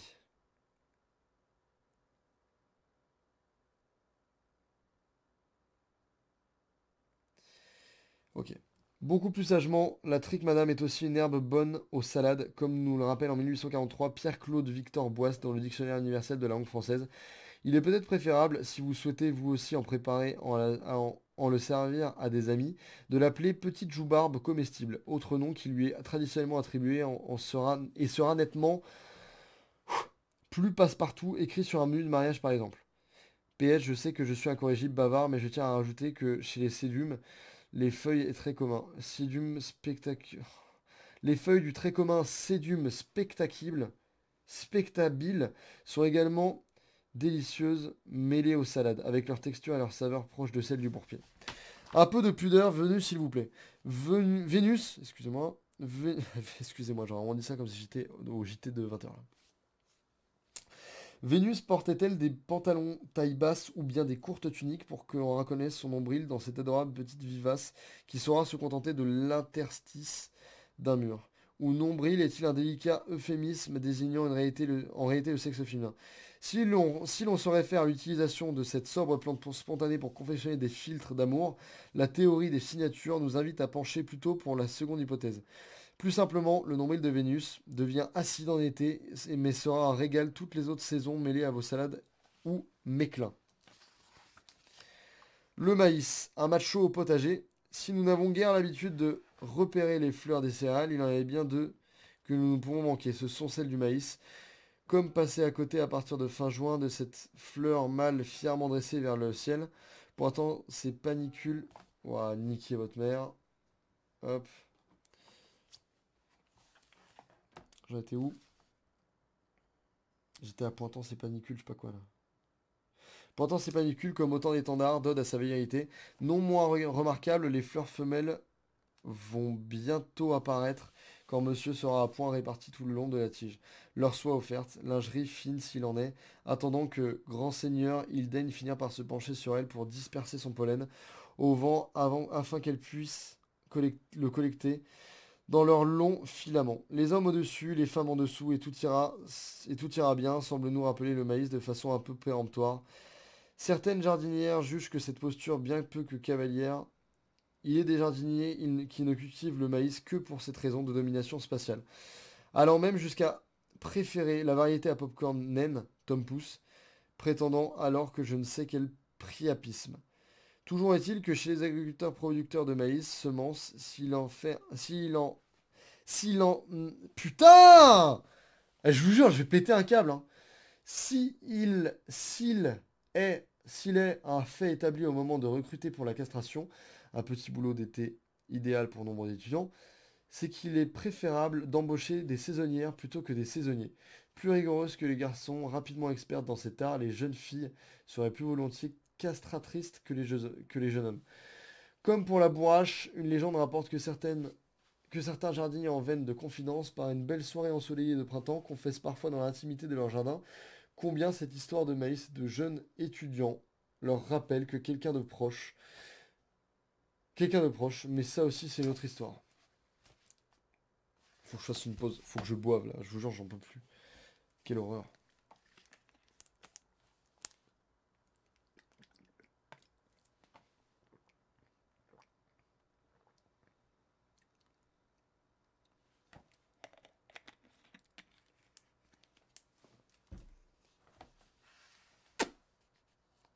En 50 minutes, j'en suis à peu près...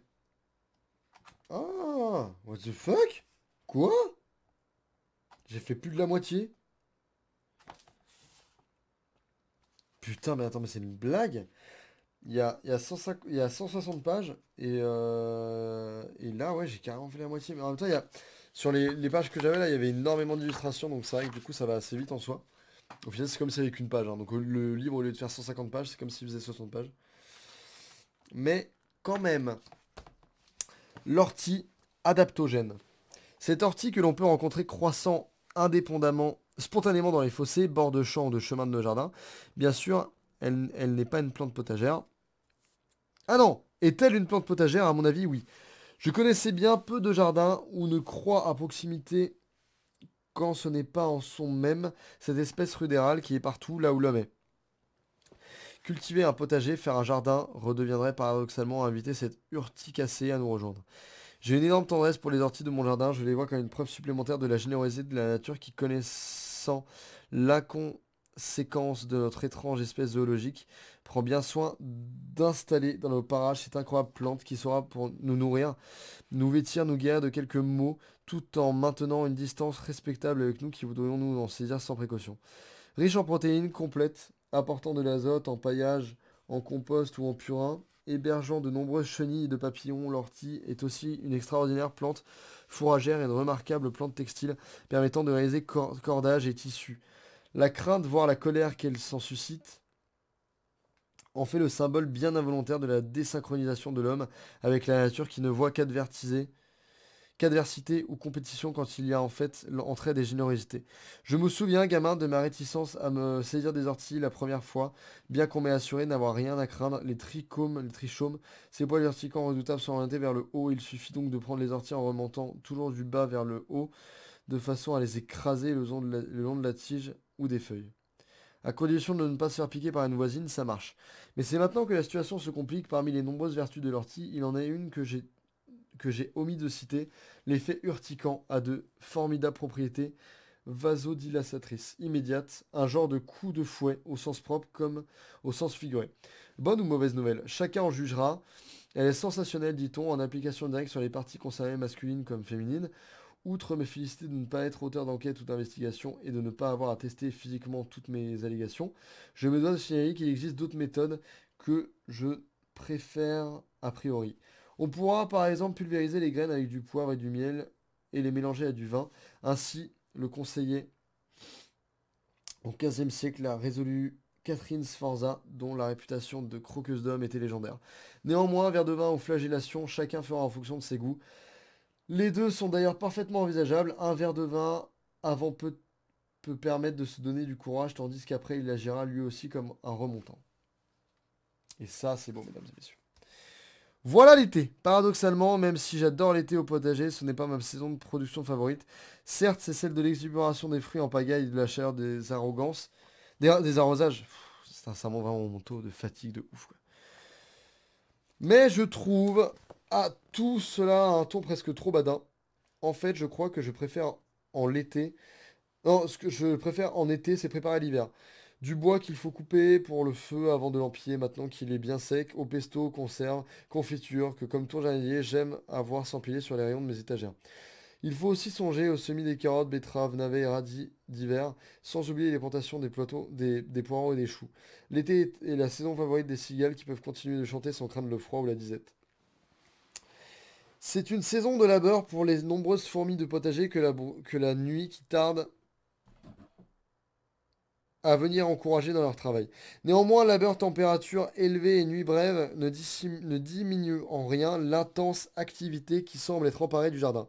Fleurs, insectes, sans oublier bien sûr animaux. Ah, je pensais que quelqu'un avait ouvert la porte. Animaux à sang froid et chaud, tout le monde est au diapason de cette chaleur qui pousse toutes les corolles à s'épanouir. Les corolles. Les corolles. Pleurs de femmes et pluie d'été ne font pas grand-chose.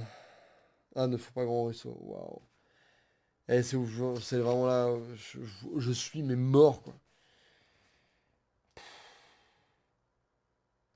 Quand je vois ce qu'il reste, ça me dépite.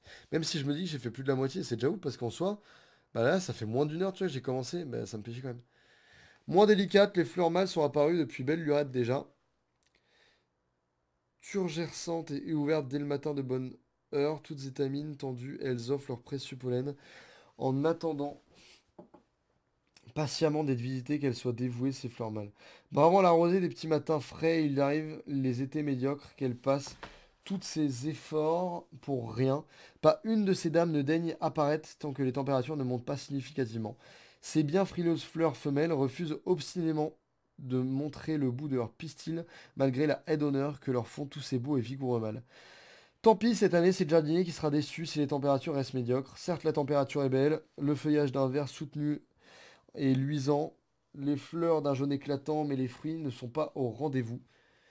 Mesdames ont peur de prendre froid, ce ne sont que des fleurs mâles qui ont le courage de braver les températures médiocres. Chez les courges, les représentantes du sexe féminin sont plus timorées que leurs homologues masculins. Elles peuvent même poser un long, très long lapin à ces malheureux qui se faneront inéluctablement dans cette vaine attente, le chapeau à la main, la mine contrite, ayant une pensée pour les fleurs mâles des courges quand il est fait. Quand il fait frais. Les hommes, c'est comme les courges, ça pourrit par la queue. En tout cas, c'est ce qu'on disait chez moi, a déclaré au cours d'une visite de mon jardin une dame que son âge plus que respectable et la simplicité de sa mise mettaient au-dessus de tout soupçon de grivoiserie. Et oui, chère madame, qui m'avait fait cette réflexion devant le carré de potiron quand nous parlions d'éventuels soucis de conservation, vous avez parfaitement raison pour la seconde partie en tout cas.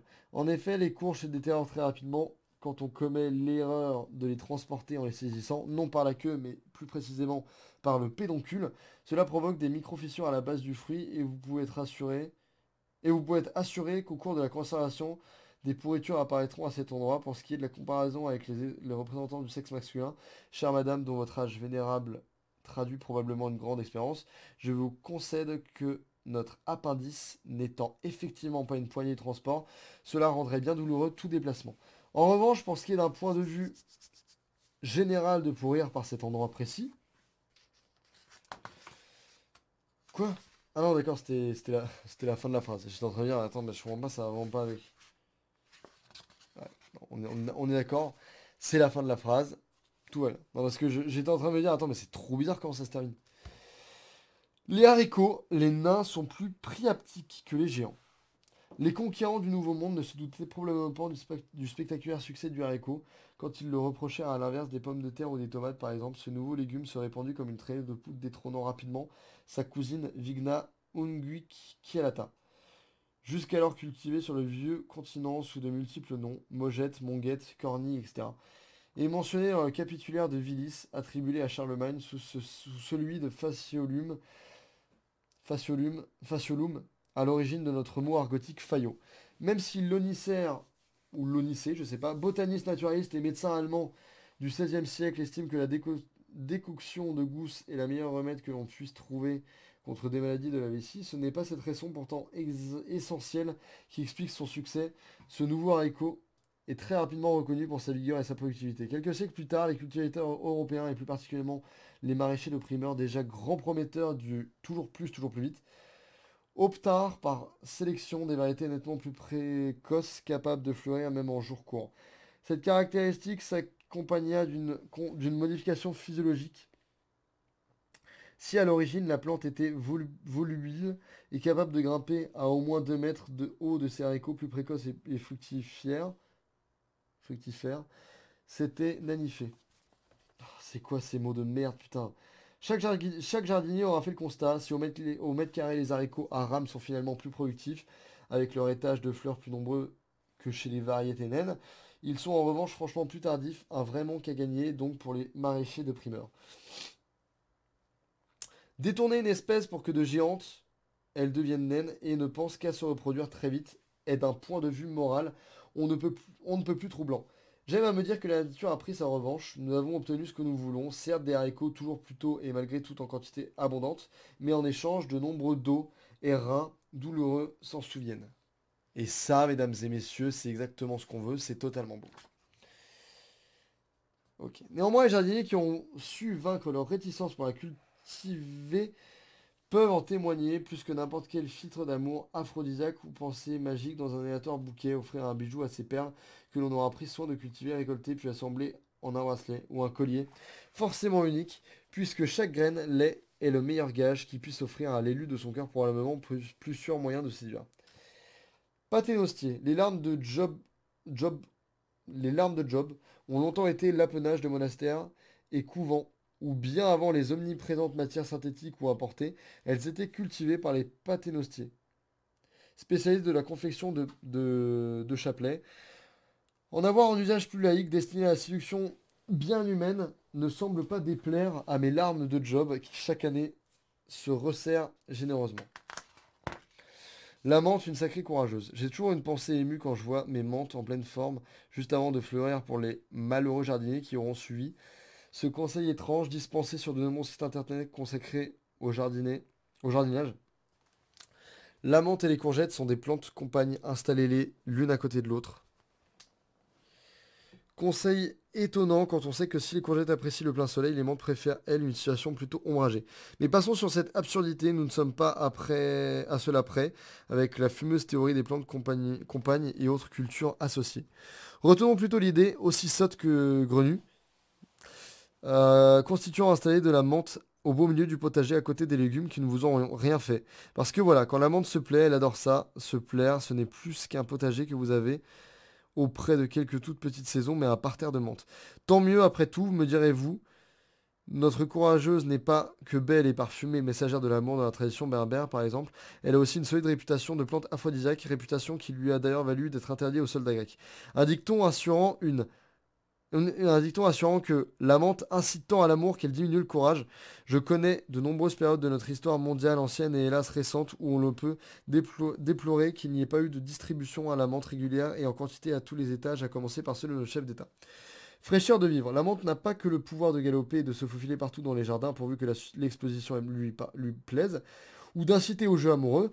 Elle fut aussi employée comme contraceptif. Pour ce faire, la méthode est de plus simple, frotter longuement le sexe masculin avec des feuilles de menthe, ce qui, à défaut d'être efficace, avait moins le mérite d'être agréable. Convenons ce que la méthode approximative, si elle était douce pour le partenaire masculin, risquait fort en revanche de voir l'imprudente se retrouver avec une gousse d'ail dans le vagin quelques semaines plus tard. Jusqu'où faut-il que l'injustice se loge? Je me suis craché sur la main toile. La mertancie et pourquoi pas après tout. Encore peu fréquente il y a quelques années seulement, la mertancie ou plante huître a fait son apparition dans bien de potagers jusqu'à même être maintenue constamment servie sur des grandes tables comme un mets précieux. Une belle réussite pour un végétal, un exploit qu'ils sont bien peu à peu près avoir accompli. Qu'ils sont bien peu à avoir accompli. Il est vrai qu'elle a de quoi surprendre, cette petite vivace au feuillage bleu, assez rare au potager. Le goûter ne serait-ce qu'une fois expliqué que l'on s'en souvienne longtemps. Non seulement sa saveur étonnamment iodée rappelle l'huître de façon tout à fait surprenante, mais en plus ses feuilles charnues et épaisses se rapprochent de la texture du coquillage. Comment un végétal poussant dans un potager à plusieurs centaines de kilomètres du littoral et de ses embruns salés qui plus est, peut-il à ce point évoquer un fruit de mer? C'est là un mystère comme seuls nos potagers peuvent nous offrir. A priori dubitatif, un ami ostréiculteur a bien été obligé d'en convenir après l'avoir goûté. La mertancie rappelle les huîtres, à s'y méprendre.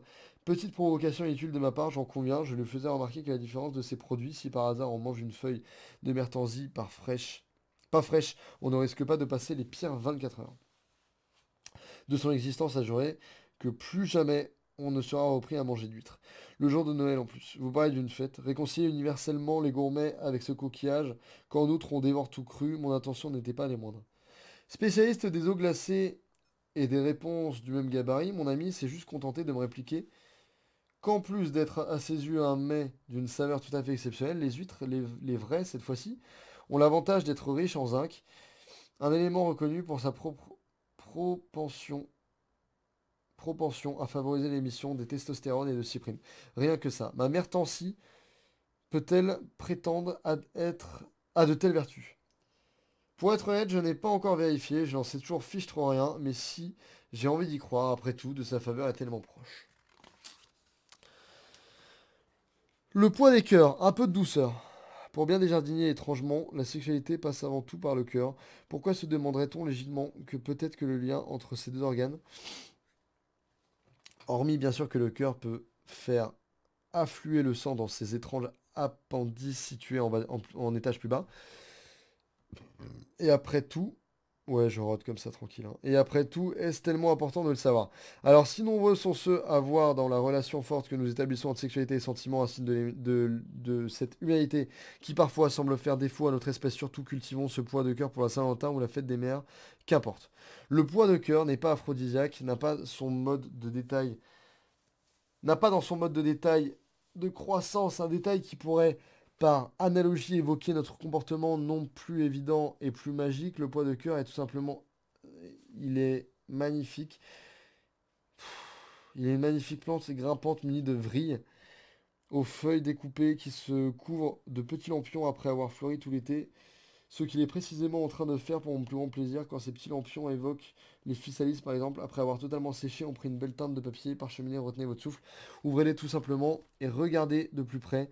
3 petites graines avec ce petit cœur blanc se détachant nettement sur le fond noir sont blotties à l'intérieur. Allez-y, prenez-les et offrez-les à l'élu de votre cœur. Prenez ensuite soin de bien en conserver quelques-unes à ressemer l'année prochaine. Louis Chédid nous l'a rappelé il y a peu, on ne dit jamais assez aux gens qu'on aime, qu'on les aime.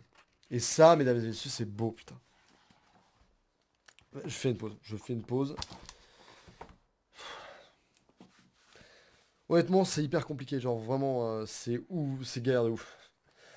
Je vous jure, ça m'a ramolli le cerveau alors que ça fait pile 1 heure que je suis en train de faire ça.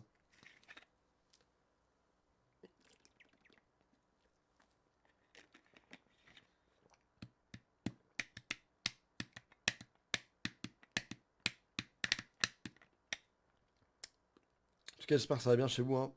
N'hésitez pas à vous abonner. Franchement, c'est ça qui va être trop pour cette vidéo en final, parce que c'est pas sur ma chaîne principale et ça évite de faire de la merde directement sur la chaîne principale.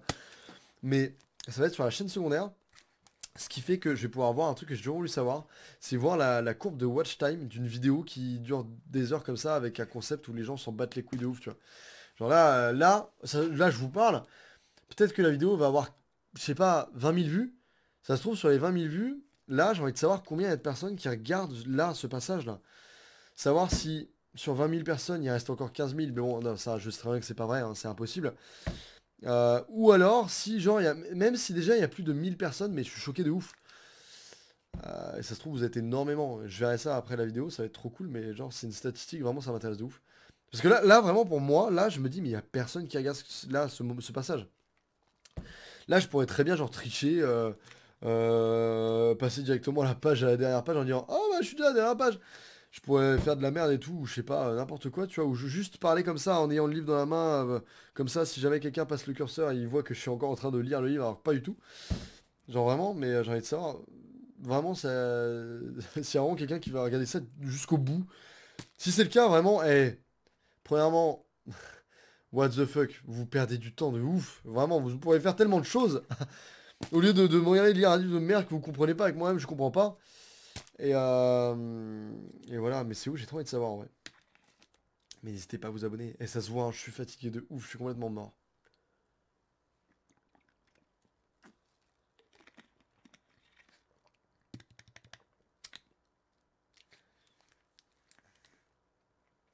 Ouais.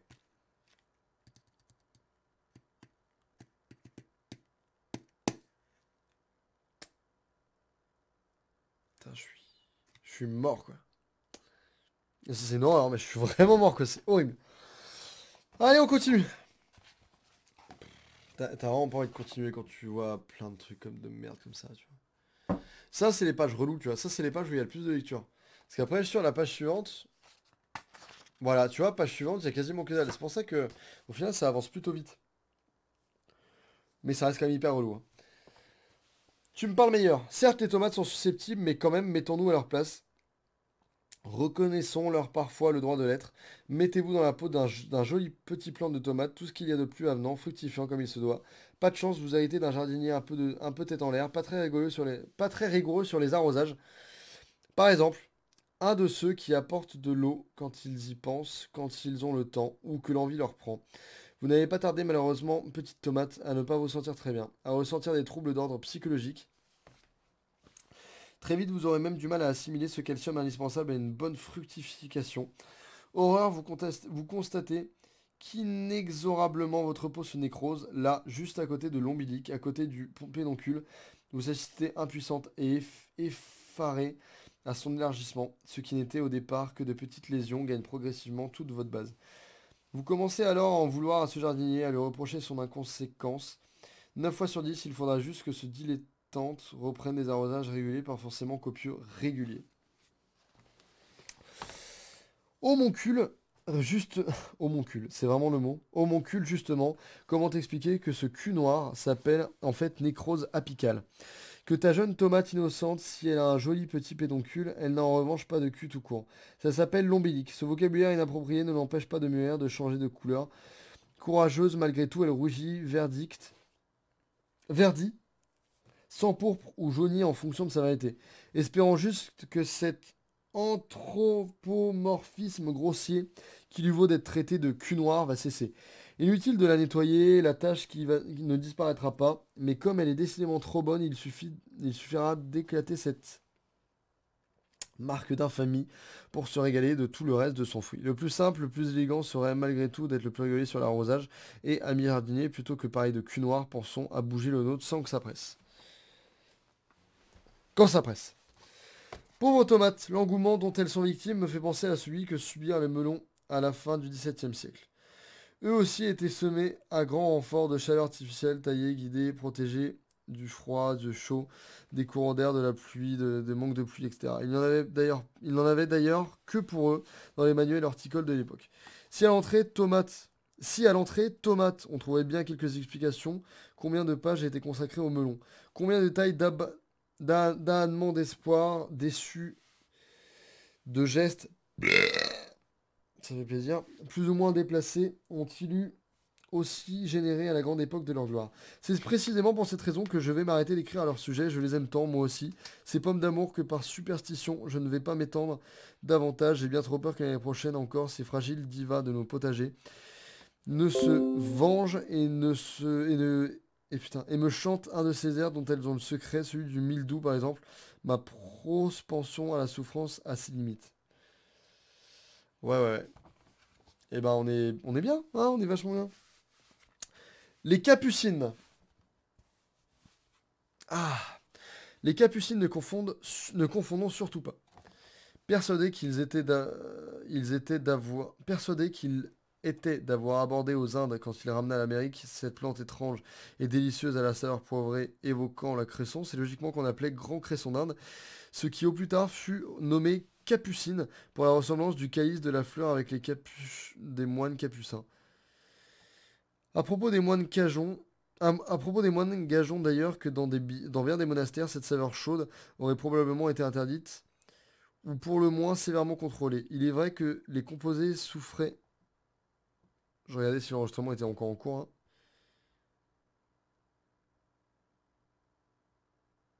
De la capucine annuelle ne font aucun doute, et il explique qu'elle soit incontestablement classée parmi les plantes aphrodisiaques que l'on consomme, ces jeunes feuilles en salade.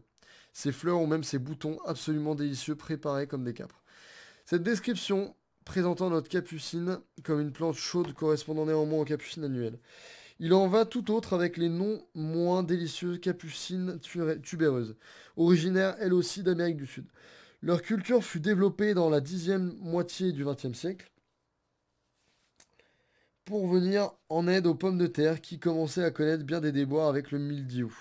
Or, si nous attribuons à nos sulfureuses capucines annuelles naines ou grimpantes des vertus aphrodisiaques, les Incas distribuaient aux soldats ces tubercules appelés machua pour des raisons exactement opposées, des tubercules réputés tellement anaphrodisiaques que ces hommes de guerre en auraient oublié leurs femmes et le désir avec. Méfions-nous de ce qui pourrait apparaître comme une superstition. Songeons au houblon, bien avant qu'on découvre les effets du lupulin.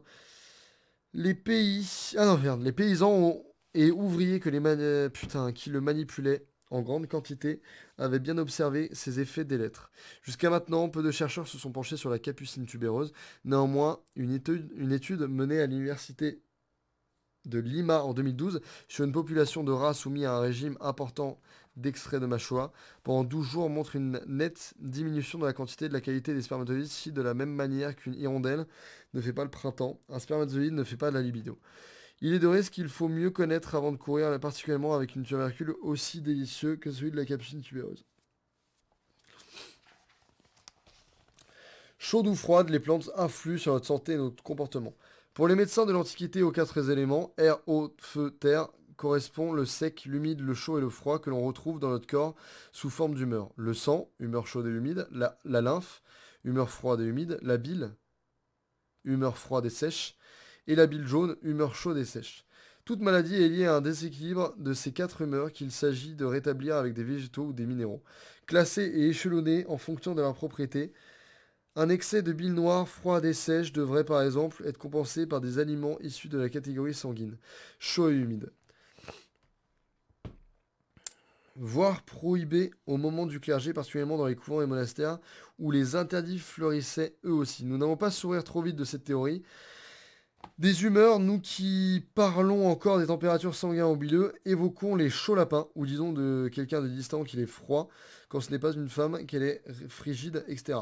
Cette vision de la médecine basée sur les rumeurs fut progressivement abandonnée au profit de la théorie des signatures aux environs du 19e siècle, mais nous en sommes, nous, vraiment éloignés. De cette humeur, cette question vous met-elle bonne ou mauvaise? Rassurez-vous, quelle qu'en soit la réponse, il y a quelques simples pouvoirs aider à... Ouah, pourquoi je vais...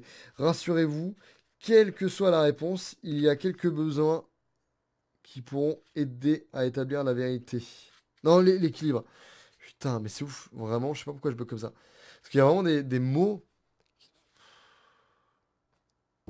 C'est ce que j'ai dit tout à l'heure, en fait. C'est des mots, c'est vraiment un mélange de latin. Déjà, il y a beaucoup de latin et de plantes. Plus le fait que la personne qui a écrit d'une manière assez complexe. Donc c'est un peu compliqué, mais enfin bon. La guimauve tout entière de tendresse. Par contre, je pense que clairement, j'aurais terminé, en fait, j'aurais largement mon train, hein. Il est 13h04 à l'heure où je vous parle. Mon train est à 14h40, je l'aurais largement. Donc déjà, rien que ça, c'est une petite victoire, mais ça n'empêche pas le fait que... Oh putain, je suis complètement mort. Oh putain de merde. Ah. Je vais faire des pauses H24. Genre, c'est ouf en vrai, hein. C'est abusé. Genre, là, du coup, je comprends Semsem, hein. Je comprends clairement Semsem, hein. Le mec, vraiment, pour faire ces trucs là, waouh. Allez, hein, je vais vous parler de la guimauve cette fois. La guimauve tout entière de tendresse. Essentiellement antitussive et émolliente, la guimauve n'a, pas à ma connaissance, aucune vertu aphrodisiaque ou adaptogène. Plus rare encore que ces deux qualités, ce sont ces incroyables atouts physiques qui expliquent sa présence, à mon avis indispensable dans tout jardin, qu'il soit potager ou d'ornement. Les feuilles de guimauve sont au toucher d'une incroyable douceur, on les dit plus douces que les plus doux des velours. Nombreux sont les témoignages des jardiniers et conduits, déçus ou trahis qui le confirment, vous ne verrez pas la peine de cœur, chagrin, tristesse ou déception qui ne passe ou au moins ne s'atténue à leur contact, il suffit de les caresser et de vous abandonner. Ce que la vie peut parfois porter d'épines, elle saura l'alléger d'une carette de ses feuilles, les guimauves sont les grandes consolatrices de nos jardins, une vertu rare. Le persil, on y va. Les dictons nous le rappellent, la graine de persil va 2 fois en enfer avant de germer, ou le persil passe 3 semaines en enfer avant de retrouver le paradis de votre jardin, etc. C'est d'ailleurs la raison pour laquelle je ne sème plus depuis de nombreuses années, comme la roche, l'angélique, le cresson, le cresson de jardin, le cercueil tubéreux et quelques autres encore. Je le laisse faire ça tout seul. Autant ce coquin n'aime pas trop la main de l'homme, lui non plus, autant si vous laissez fleurir quelques pousses la deuxième année et que votre jardin lui convient, excusez du peu, quelle efficacité. Non seulement les sémis s'échelonnent tout seuls, mais en plus en quantité. Sans oublier que bientôt, ces rosettes ne seront quasiment plus qu'un souvenir, que le froid aura eu raison de ses plus belles feuilles et qu'il sera impossible d'en faire de jolis bouquets. Il me restera ces graines puisque j'aurais eu soin de couper quelques ombelles et de les faire mettre à sécher. En effet, si je ne récolte pas les semences pour le ressemer, je le fais en revanche pour les employer en cuisine. Autant je trouve bien peu de saveur aromatique au persil séché, ou pire encore congelé, autant ces graines, comme celles du céleri par exemple, sont un régal et tellement faciles à conserver à l'abri de la lumière et au sec.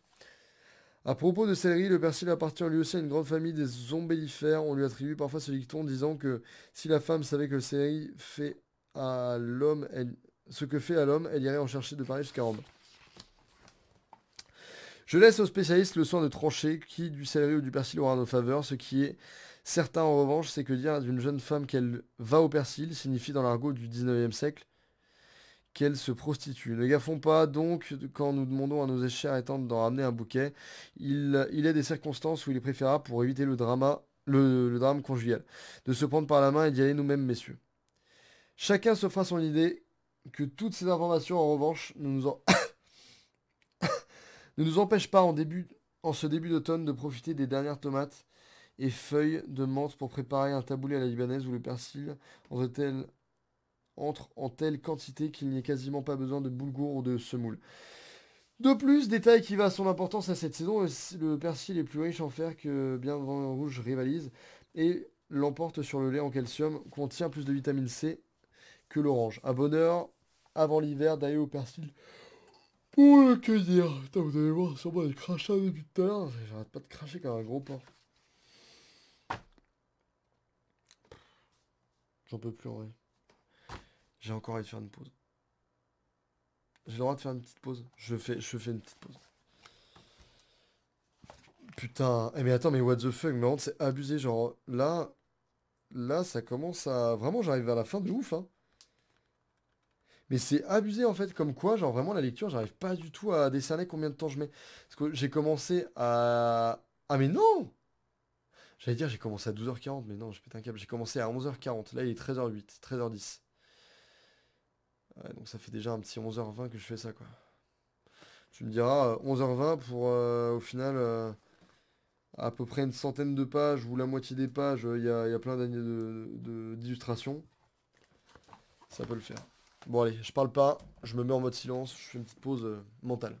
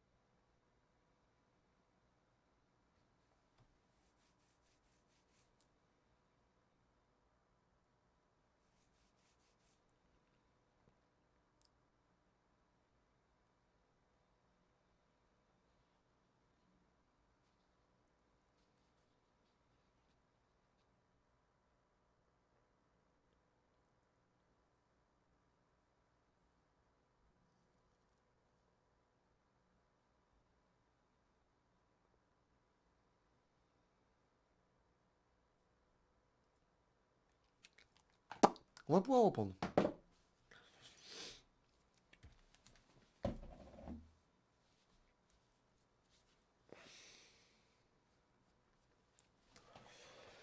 Allez, ouh. Le réglisse, le bâton, le bâton.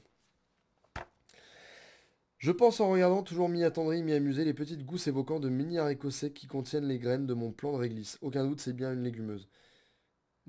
Que la punition serait vue bien différemment si donner le bâton devait consister à offrir un bâton de réglisse. Emporter sur soi a en effet eu longtemps la réputation de faire tomber à vos pieds comme une mouche toute personne du sexe opposé, tout en déchaînant chez elle une irrépressible désir sexuel, rien que ça. Calmons-nous et ne prenons pas le désir pour de la réalité. Un des grands pouvoirs de la réglisse consiste aussi et surtout à adoucir potions et breuvages, confirmant ainsi l'étymologie de son nom botanique qu'elle doit à sa association, à l'association du grec glycis, qui signifie doux ou sucré, et de rhiza, racine. On retrouve d'ailleurs notre légumineuse dans une préparation aphrodisiaque célèbre en belle compagnie, anis, fenouil et coriandre. Quel était son rôle exactement? Rendre sa saveur plus douce encore que certains. C'est certain pour le reste. Ah non, c'est certain pour le reste, 3 petits points. À moins qu'il ne faille encore voir là une résurgence de la théorie des signatures, un incommensurable besoin qu'aurait l'homme de mettre toutes ses chances de son côté pour toujours plus de rigidité. Je me réjouis, quoi qu'il en soit, de pouvoir à la fin de l'automne arracher mon plan intégralement pour prélever au sécateur quelques racines, quelques différences avec celles que nous pouvons trouver dans le commerce. La réglisse est tellement plus parfumée et plus subtile quand elle est fraîche, encore toute humide de cette terre dans laquelle elle est poussée. Pour la suite, je me contente de replanter ensuite les malheureuses souches victimes de ma gourmandise. Bonne fille, elle accepte toujours avec gentillesse de redémarrer au printemps dans son sol lourd et humide qu'elle n'est pourtant pas réputée apprécier. Elle est chaude ma roquette. Quelle chance, nous pouvons cultiver 2 types de roquettes au potager, apprenant à 2 espèces botaniques distinctes mais à la saveur relevée, voire piquante, suffisamment proche qu'on leur attribue un nom vernaculaire identique.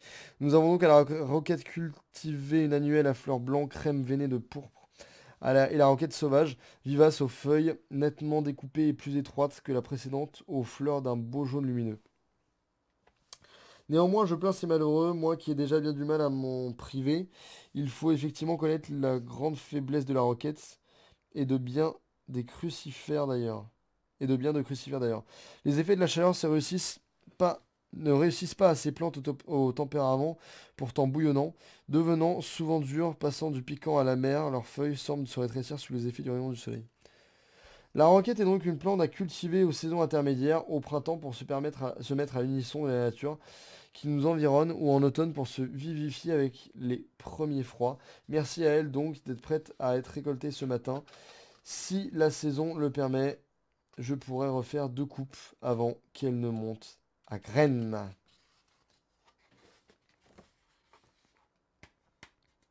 Ah, j'ai trop avancé là. Bah, what the fuck, j'ai l'impression qu'il y a une page en plein milieu. Bah. Ah bah non, c'est bon en fait. Non, non, c'est bien ça. L'hiver. L'hiver est censé être une période de calme pour les jardiniers et jardinières. Cependant, il faut bien reconnaître qu'entre obscurité favorable et température fraîche, cette saison est elle aussi propice au rapprochement. Et puisque nous sommes toujours plus fourmis que cigales, la morte-son aura été soigneusement préparée. Conserve, fruits et feuilles séchés, légumes racines à la cave, aligacés suspendus dans le grenier, conservation à l'huile et au vinaigre, macération en tout genre, il ne reste guère de poireaux, choux ou quelques cannes séchées de topinambour pour veiller sur le même potager. Putain, il pleut sa mère dehors. Hein. J'entends les bruits là. Même les réforts ont apparemment disparu, la végétation encore en place est entrée en dormance pour l'essentiel d'entre elles. Le repos des jardiniers et jardinières est censé pouvoir commencer. Le labeur de l'année a porté ses fruits. L'hiver est à la fois la récompense, et quelle récompense pour tout ce labeur fourni, et à la préparation de la saison suivante, encore du plaisir à venir. Il existe deux diversions aux rigueurs de l'hiver, le redout de janvier et l'arrivée des catalogues de Cannes. L'artichaut, une histoire de cœur. La blague.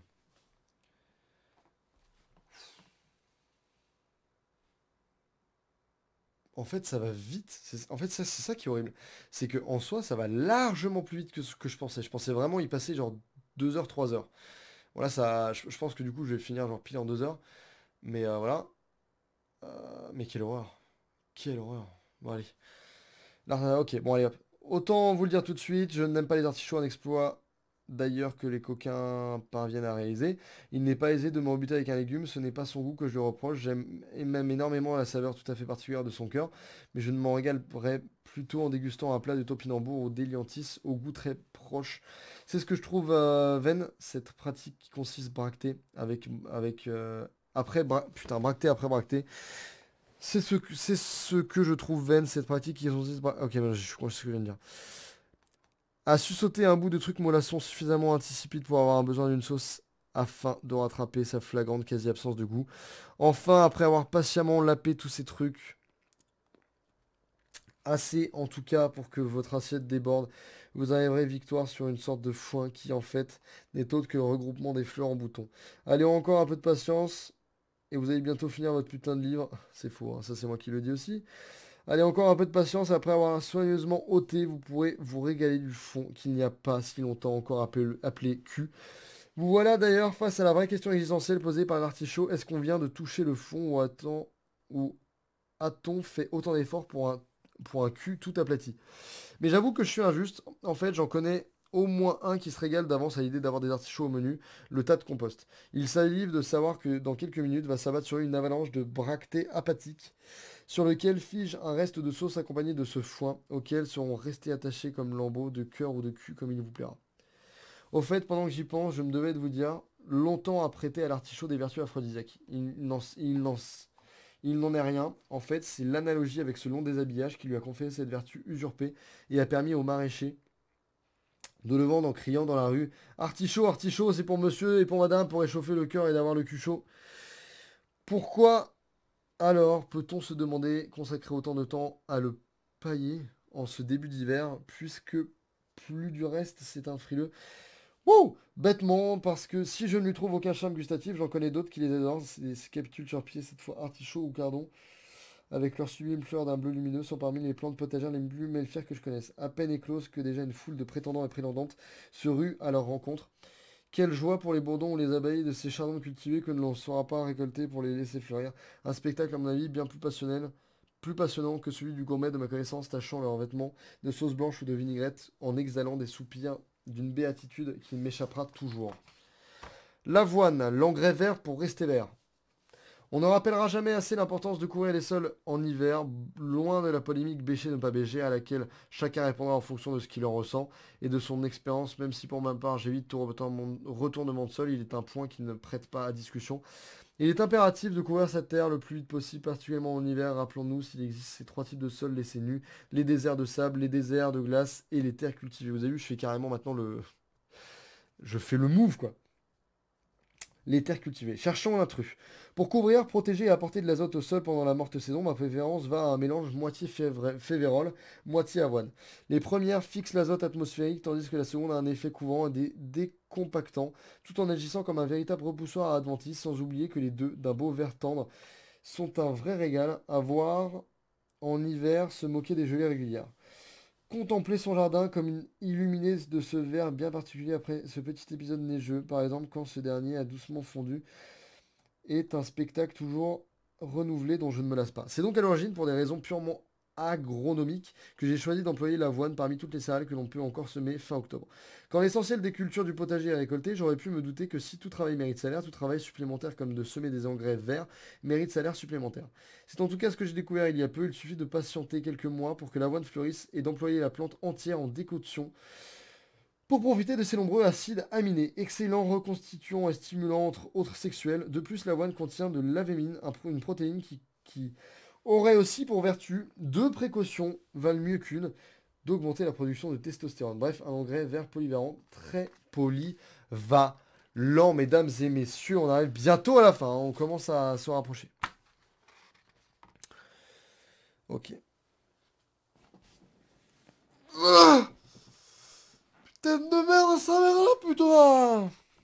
Alors, deux doigts pour un divorce. Méfiance, deux carottes que vous laissez trop près l'une de l'autre. Cela ne vous donnera pas deux petites carottes, mais plutôt pas de carottes du tout. Ou tellement fines et étroites qu'elles auront aussi peu de saveur qu'elles ne se conserveront pas. L'éclaircissage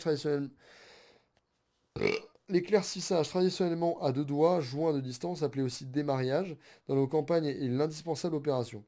Peut-être une façon de rappeler à cette vénérable institution qu'est le mariage, qu'en prendre un peu de distance parfois permet à chacun de mieux s'épanouir. Le céleri, un cœur parfois noir, mais qui sait largement se faire pardonner. Des relations compliquées, je ne peux pas m'empêcher quant au moment de récolter mes céleri raves, donc céleri, betterave. Je fais des explications maintenant, qu'est-ce qui m'arrive, putain. Les voyant sagement alignés, leurs grosses bouilles à ras du sol, un toupet de cheveux verts que le froid a mis à mal, émergeant à grande peine du dessus de leur front plissé, de leur rappeler combien ils ont été pénibles, mais vraiment pénibles. Cela a commencé par le sémis, je sais pas, avec leurs graines ridiculement petites qu'il ne faut quasiment pas enfouir, mais qu'il ne doit surtout pas dessécher. Ensuite, ce n'est pas un, mais deux repiquages qu'il faut à ces messieurs pour leur permettre d'accélérer un peu le mouvement et mettre toutes les chances de notre côté pour obtenir de belles raves. Ce n'est qu'un début. Les véritables ennuis commencent vraiment quand il s'agit ensuite de les planter. Il faudra compter au minimum la bagatelle de 5 mois avant de les récolter. 5 mois passés à les bichonner, à supprimer les concurrentes, à veiller qu'ils aient toujours assez d'eau, mais pas trop, à s'assurer qu'ils ne trappent pas la rouille ou qu'ils fassent grignoter par des mulots.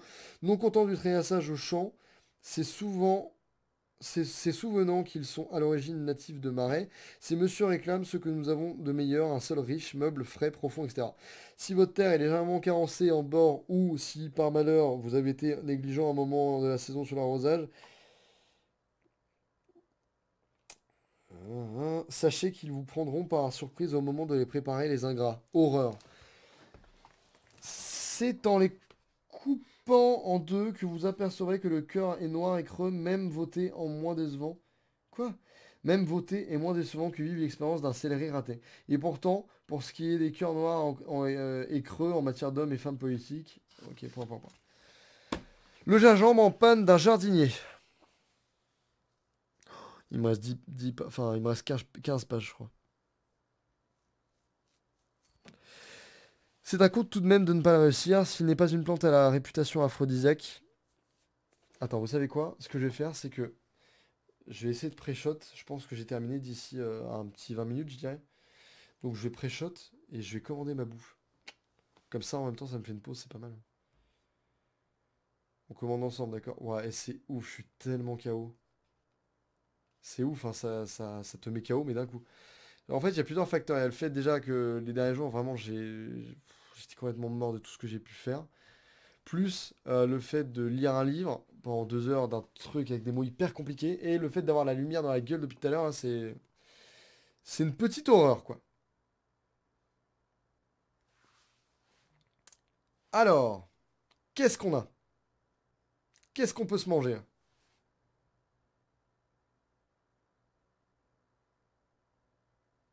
On peut se manger que 3 trucs, apparemment. Waouh, 40-50 minutes d'attente. Bah putain, on est bien, là.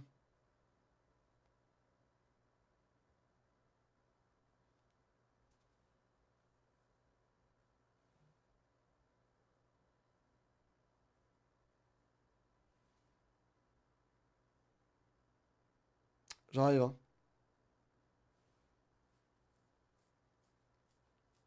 Ne vous inquiétez pas, j'arrive.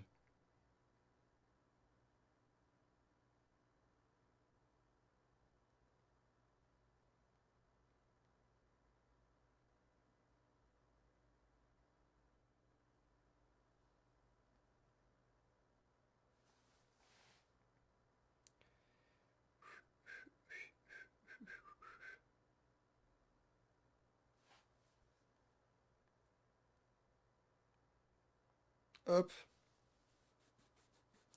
Ok. Apparemment, ils mettent 15-25 minutes, donc j'avais dit combien, moi? Ouais, je pense que ça va être parfait. Au pire, j'irai le chercher, c'est pas grave. Hop! Le gingembre, la panne d'un jardinier. Donc là, je vais même essayer de lire le plus rapidement possible. C'est un comble tout de même de ne pas réussir. S'il est une plante à réputation aphrodisiaque, c'est bien le gingembre officinal. N'allez d'ailleurs pas imaginer que c'est pour vous, c'est pour cette unique raison que je m'obstine à le cultiver. Je raffole de cette zingibéracée dans le nombre incalculable de plats infusés dans un thé noir ou même confit au sucre.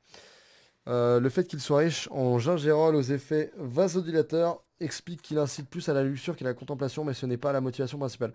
Je raffole de sa saveur plus poivrée que piquante et tellement parfumée. On pourra d'ailleurs noter au passage une fois encore à quel point l'ancienne théorie médicale a des humeurs et des humeurs à vue juste pour être une saveur chaude. Le gingembre officiel a une saveur chaude. C'est aussi une très jolie plante, étonnamment facile à faire démarrer à condition d'acheter ses rhizomes dans une épicerie bio. On pourra faire exactement comme avec l'avocat par exemple pour lui permettre d'entamer sa croissance. Le maintenant à peine immergé en haut d'un verre avec des allumettes sans oublier d'ajouter un morceau de charbon de bois dans l'eau pour éviter qu'elle ne se croupisse. C'est ensuite c'est ensuite que les choses se gâtent. Une fois que ça pousse et ses racines ont bien démarré, on peut le planter en pot en hiver pour le laisser dans la maison ou en place au potager pendant la belle saison. Aucun doute, dans ces conditions, il pousse effectivement, en tout cas chez moi, il croît de façon aérienne. Mais c'est tout, ce sont uniquement des feuilles qui poussent et c'est à mon sens parfaitement insuffisant. Allez savoir pourquoi, s'il accepte de faire ce joli feuillage, ce développement de nombreuses pousses d'un beau vert tendre, c'est à peine si son rhizome s'allonge. Un paradoxe tout de même. Cet hiver encore, après avoir pris soin de le mettre en pot au début septembre pour le rentrer à l'abri du gel dans la maison un mois plus tard, il est là, je le regarde, neuneux, comme n'importe quelle plante verte, relativement vaillant, il faut reconnaître, mais au final, mais au niveau du feuillage seulement. Pour ce qui est de son organe souterrain, on est loin des matins triomphants, tant pis je l'arrose de temps en temps, il ne faut pas être rancunier, mais tout de même, on ne va pas se laisser embêter non plus. Ce n'est pas une bête, ce n'est pas, quoi? Ce n'est pas un bête gingembre officinal.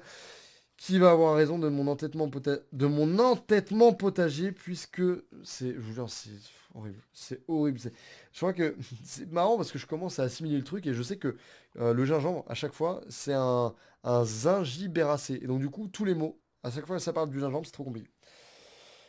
Gingiber curcuma, très facile à cultiver et offrant une production non négligeable à condition de le rendre l'hiver dans la maison où il tolérera l'atmosphère sèche. Quelques mois à Zingiber biomoga rustique à moins 15 degrés, excusez du peu dont on se régale de la fleur estivale.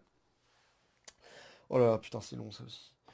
Comme des ânes avec la sarriette. Mille excuses pour le manque de délicatesse apparent de ce titre. Ce doit être l'hiver qui, au bout d'un certain temps, me pèse. Heureusement qu'il nous reste pour nous consoler de la froidure et nous remonter le moral, les feuilles persistantes admirablement parfumées de satyre de montagne. Ce dernier étant visiblement peu atteint par le froid, je n'invente rien, satyre de montagne, et la traduction littérale du nom botanique latin de la sarriette.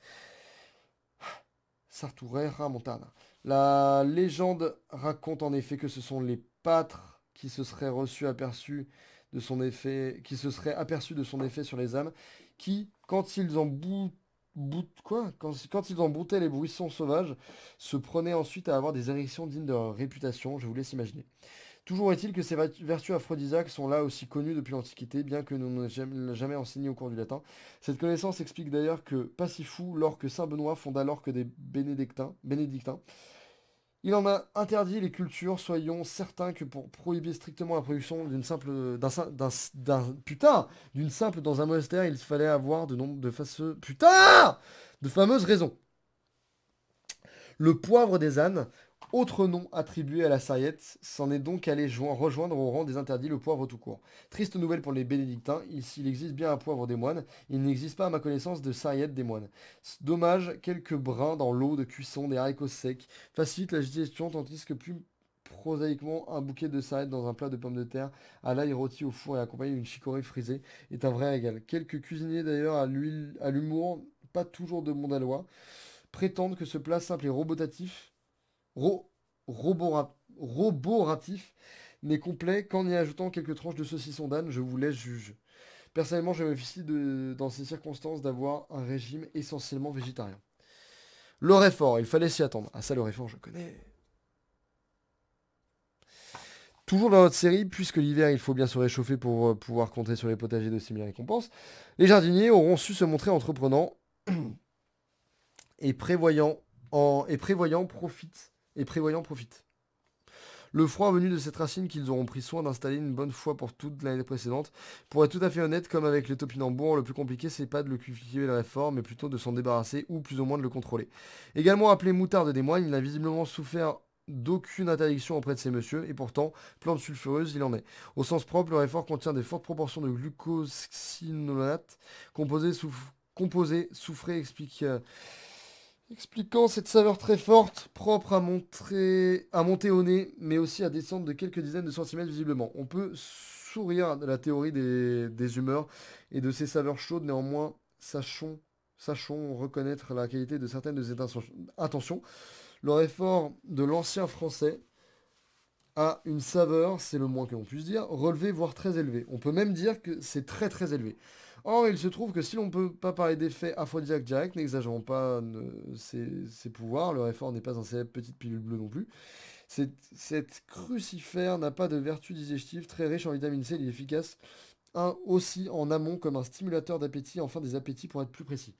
Ajustons pour parfaire le tableau car ses propriétés excitantes, il a de plus une vraie action pour soigner les infections urinaires et les désagréments qu'elles peuvent susciter. Encore une fois, nous comprenons pourquoi, malgré l'absence de ces preuves scientifiques, cette théorie des humeurs et des saves chaudes est suffisamment juste pour avoir été défendue par ces médecins jusqu'au 19e siècle. La sauge, toute bonne et... il me reste que dalle là. Oh, j'arrive vraiment à la fin, putain. La sauge, toute bonne, est toujours là pour nous sauver. Certains infusent la sauge officinale, d'autres en font des décoctions ou l'utilisent simplement pour parfumer vin ou petits plats. Ce que je préfère, moi, avec cette antique simple, c'est la brûler après avoir fait sécher ses feuilles. Quoi qu'il en soit, rendons-nous à notre manière hommage à son nom botanique, Salvia, qui sauve. Il n'est, à mon avis, de potager sans qu'elle sauge qu'il y ait une place révérée, quelle que soit l'espèce à laquelle elle appartient. Néanmoins, non seulement la toute bonne nous chante avec son parfum presque entêtant, et surtout nettement moins médical que celui de sa cousine officinale.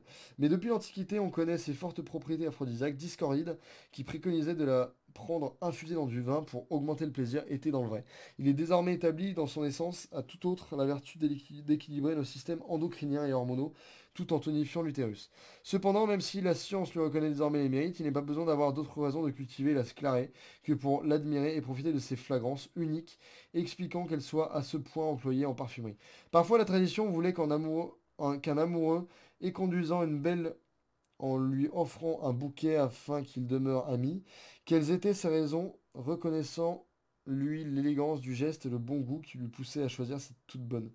Peut-être malgré son chagrin, la belle aura-t-elle la précaution de se faire sécher son bouquet à l'ombre. Cueilli avec la floraison, les feuilles de cette sauge se conservent très bien entières pour peu qu'elles soient à l'abri de l'humidité et de la lumière. Continuons à se diffuser avec générosité leur parfum en infusion ou mêlé à un plat mijoté par exemple. Une façon simple de retrouver un peu d'été au cœur de la saison froide. On conclut. Oh putain de merde, regarde-moi ça. Oh là là là là là, je suis l'homme le plus heureux au monde. Ça va faire pile 2 heures en plus. Conclusion, le froid est tombé brutalement en quelques jours seulement. Le sol a gelé en profondeur, impossible de faire pénétrer un outil. Reste tranquille, repose-toi et tiens-toi à l'abri, bien au chaud, semble me conseiller le jardin. J'écoute ce sage conseil et décide d'aller passer en revue mon stock de graines, semences pleines de cette vie en repos, en dormance, elles aussi. Je les regarde en imaginant toutes ces plantes qui les ont portées, protégées, ont veillé à leur complet épanouissement. Quel sacerdoce que ces mouvements qui amènent à porter la vie et que l'on soit animal ou végétal, que d'efforts de séduction pour la fécondation chez certaines plantes, pour la dispersion de nombreuses autres. Comment les remercier? La science nous apprend que les végétaux ont apporté la sexualité sur notre belle planète, sur notre mère, la Terre, comme aime à l'écrire Sir Albert Howard, mais ne nous dit rien sur un éventuel plaisir qu'elle pourrait y prendre. Ma question peut sembler étrange, néanmoins, parfois je m'interroge. Les fleurs ont-elles du plaisir au frémissement de certaines quand l'un insecte les visite, on pourra légitimement se le demander. Ce qui est certain en revanche, c'est que nous en prenons du plaisir à profiter de leur inextinguible besoin de perpétuer leur gène, à constater cette magie qui transforme une graine de courge en géante dont les fruits peuvent atteindre des non moins impressionnantes dimensions en quelques semaines seulement. Certes, une chaîne est incroyable. Certes, une chaîne est incroyable. Il est sidérant de penser que d'un fruit aussi minuscule que le gland pourra devenir tellement vite ce robuste géant. Mais pensons autour de magie. Chaque saison par le cher légume, merveilleusement sécondé par le vent ou quelques insectes, quelques bien courtes journées, pour parvenir à ce stupéfiant développement qui, même si parfois nous sommes trop longs, suffiront à nous combler. Putain, c'est ouf, ça se voit que c'est la fin, je commence à bugger de ouf. Où situer la vie? Comment affirmer avec certitude qu'un organisme est vivant? Pour certains, la vie est une reproduction, pour d'autres, respiration. Quoi qu'il en soit, elle est réjouissante. Quelle chance de s'apercevoir que pour les vrais nantis que nous sommes, nous les jardiniers, satisfaire quelques besoins primaires, nous sommes assurés nourriture ou reproduction est une source de plaisir. Plus encore que nous y inviter, le potager nous y encourage. Suivons notre précieux exemple. Est-ce que c'était le dernier mot, bordel de merde? Oh, c'était le dernier mot. Putain de merde. Ça c'est le glossaire. Je sais pas ce que c'est, mais c'est... Ça fait pas partie du livre en soi. Enfin, ça va, si, ça fait partie du livre. Mais je veux dire, c'est de la merde. C'est comme le sommaire, ça sert à rien. Mesdames et messieurs. Oh là là, putain, vous imaginez même pas la satisfaction que j'ai, mais vraiment. Genre, réellement. J'ai une Ouais, alors au niveau de la coupe de cheveux, bon, on s'en bat les couilles. Mais j'ai une satisfaction de malade. Eh, faites ça chez vous. Vous allez voir, lisez un livre comme ça pendant 2 heures et tout. Et forcez-vous à le lire. Vous allez voir, quand vous allez arriver à la fin, vous allez être en mode... Ouais, putain! En bref, c'est trop bien, c'est... Waouh, vraiment là, je suis trop content parce que j'en pouvais plus. Vraiment, j'en pouvais plus, quoi. Donc, mesdames et messieurs, c'était la vie érotique dans mon potager. Putain, c'est quelle horreur. En fait, ce qui est drôle, tu vois, c'est que ça a quand même appris des trucs, tu vois, par rapport à certaines plantes, comme le gingembre ou encore le réfort, etc. C'était drôle, mais... Putain, le mec qui a écrit ça, c'est horrible, c'est horrible. Enfin, bref. Mesdames et messieurs, c'est un défi réussi. N'oubliez pas de vous abonner à ma chaîne, tout ça, tout ça. Je vous dis salut et je vais bouffer ma pizza, j'ai trop. Ciao!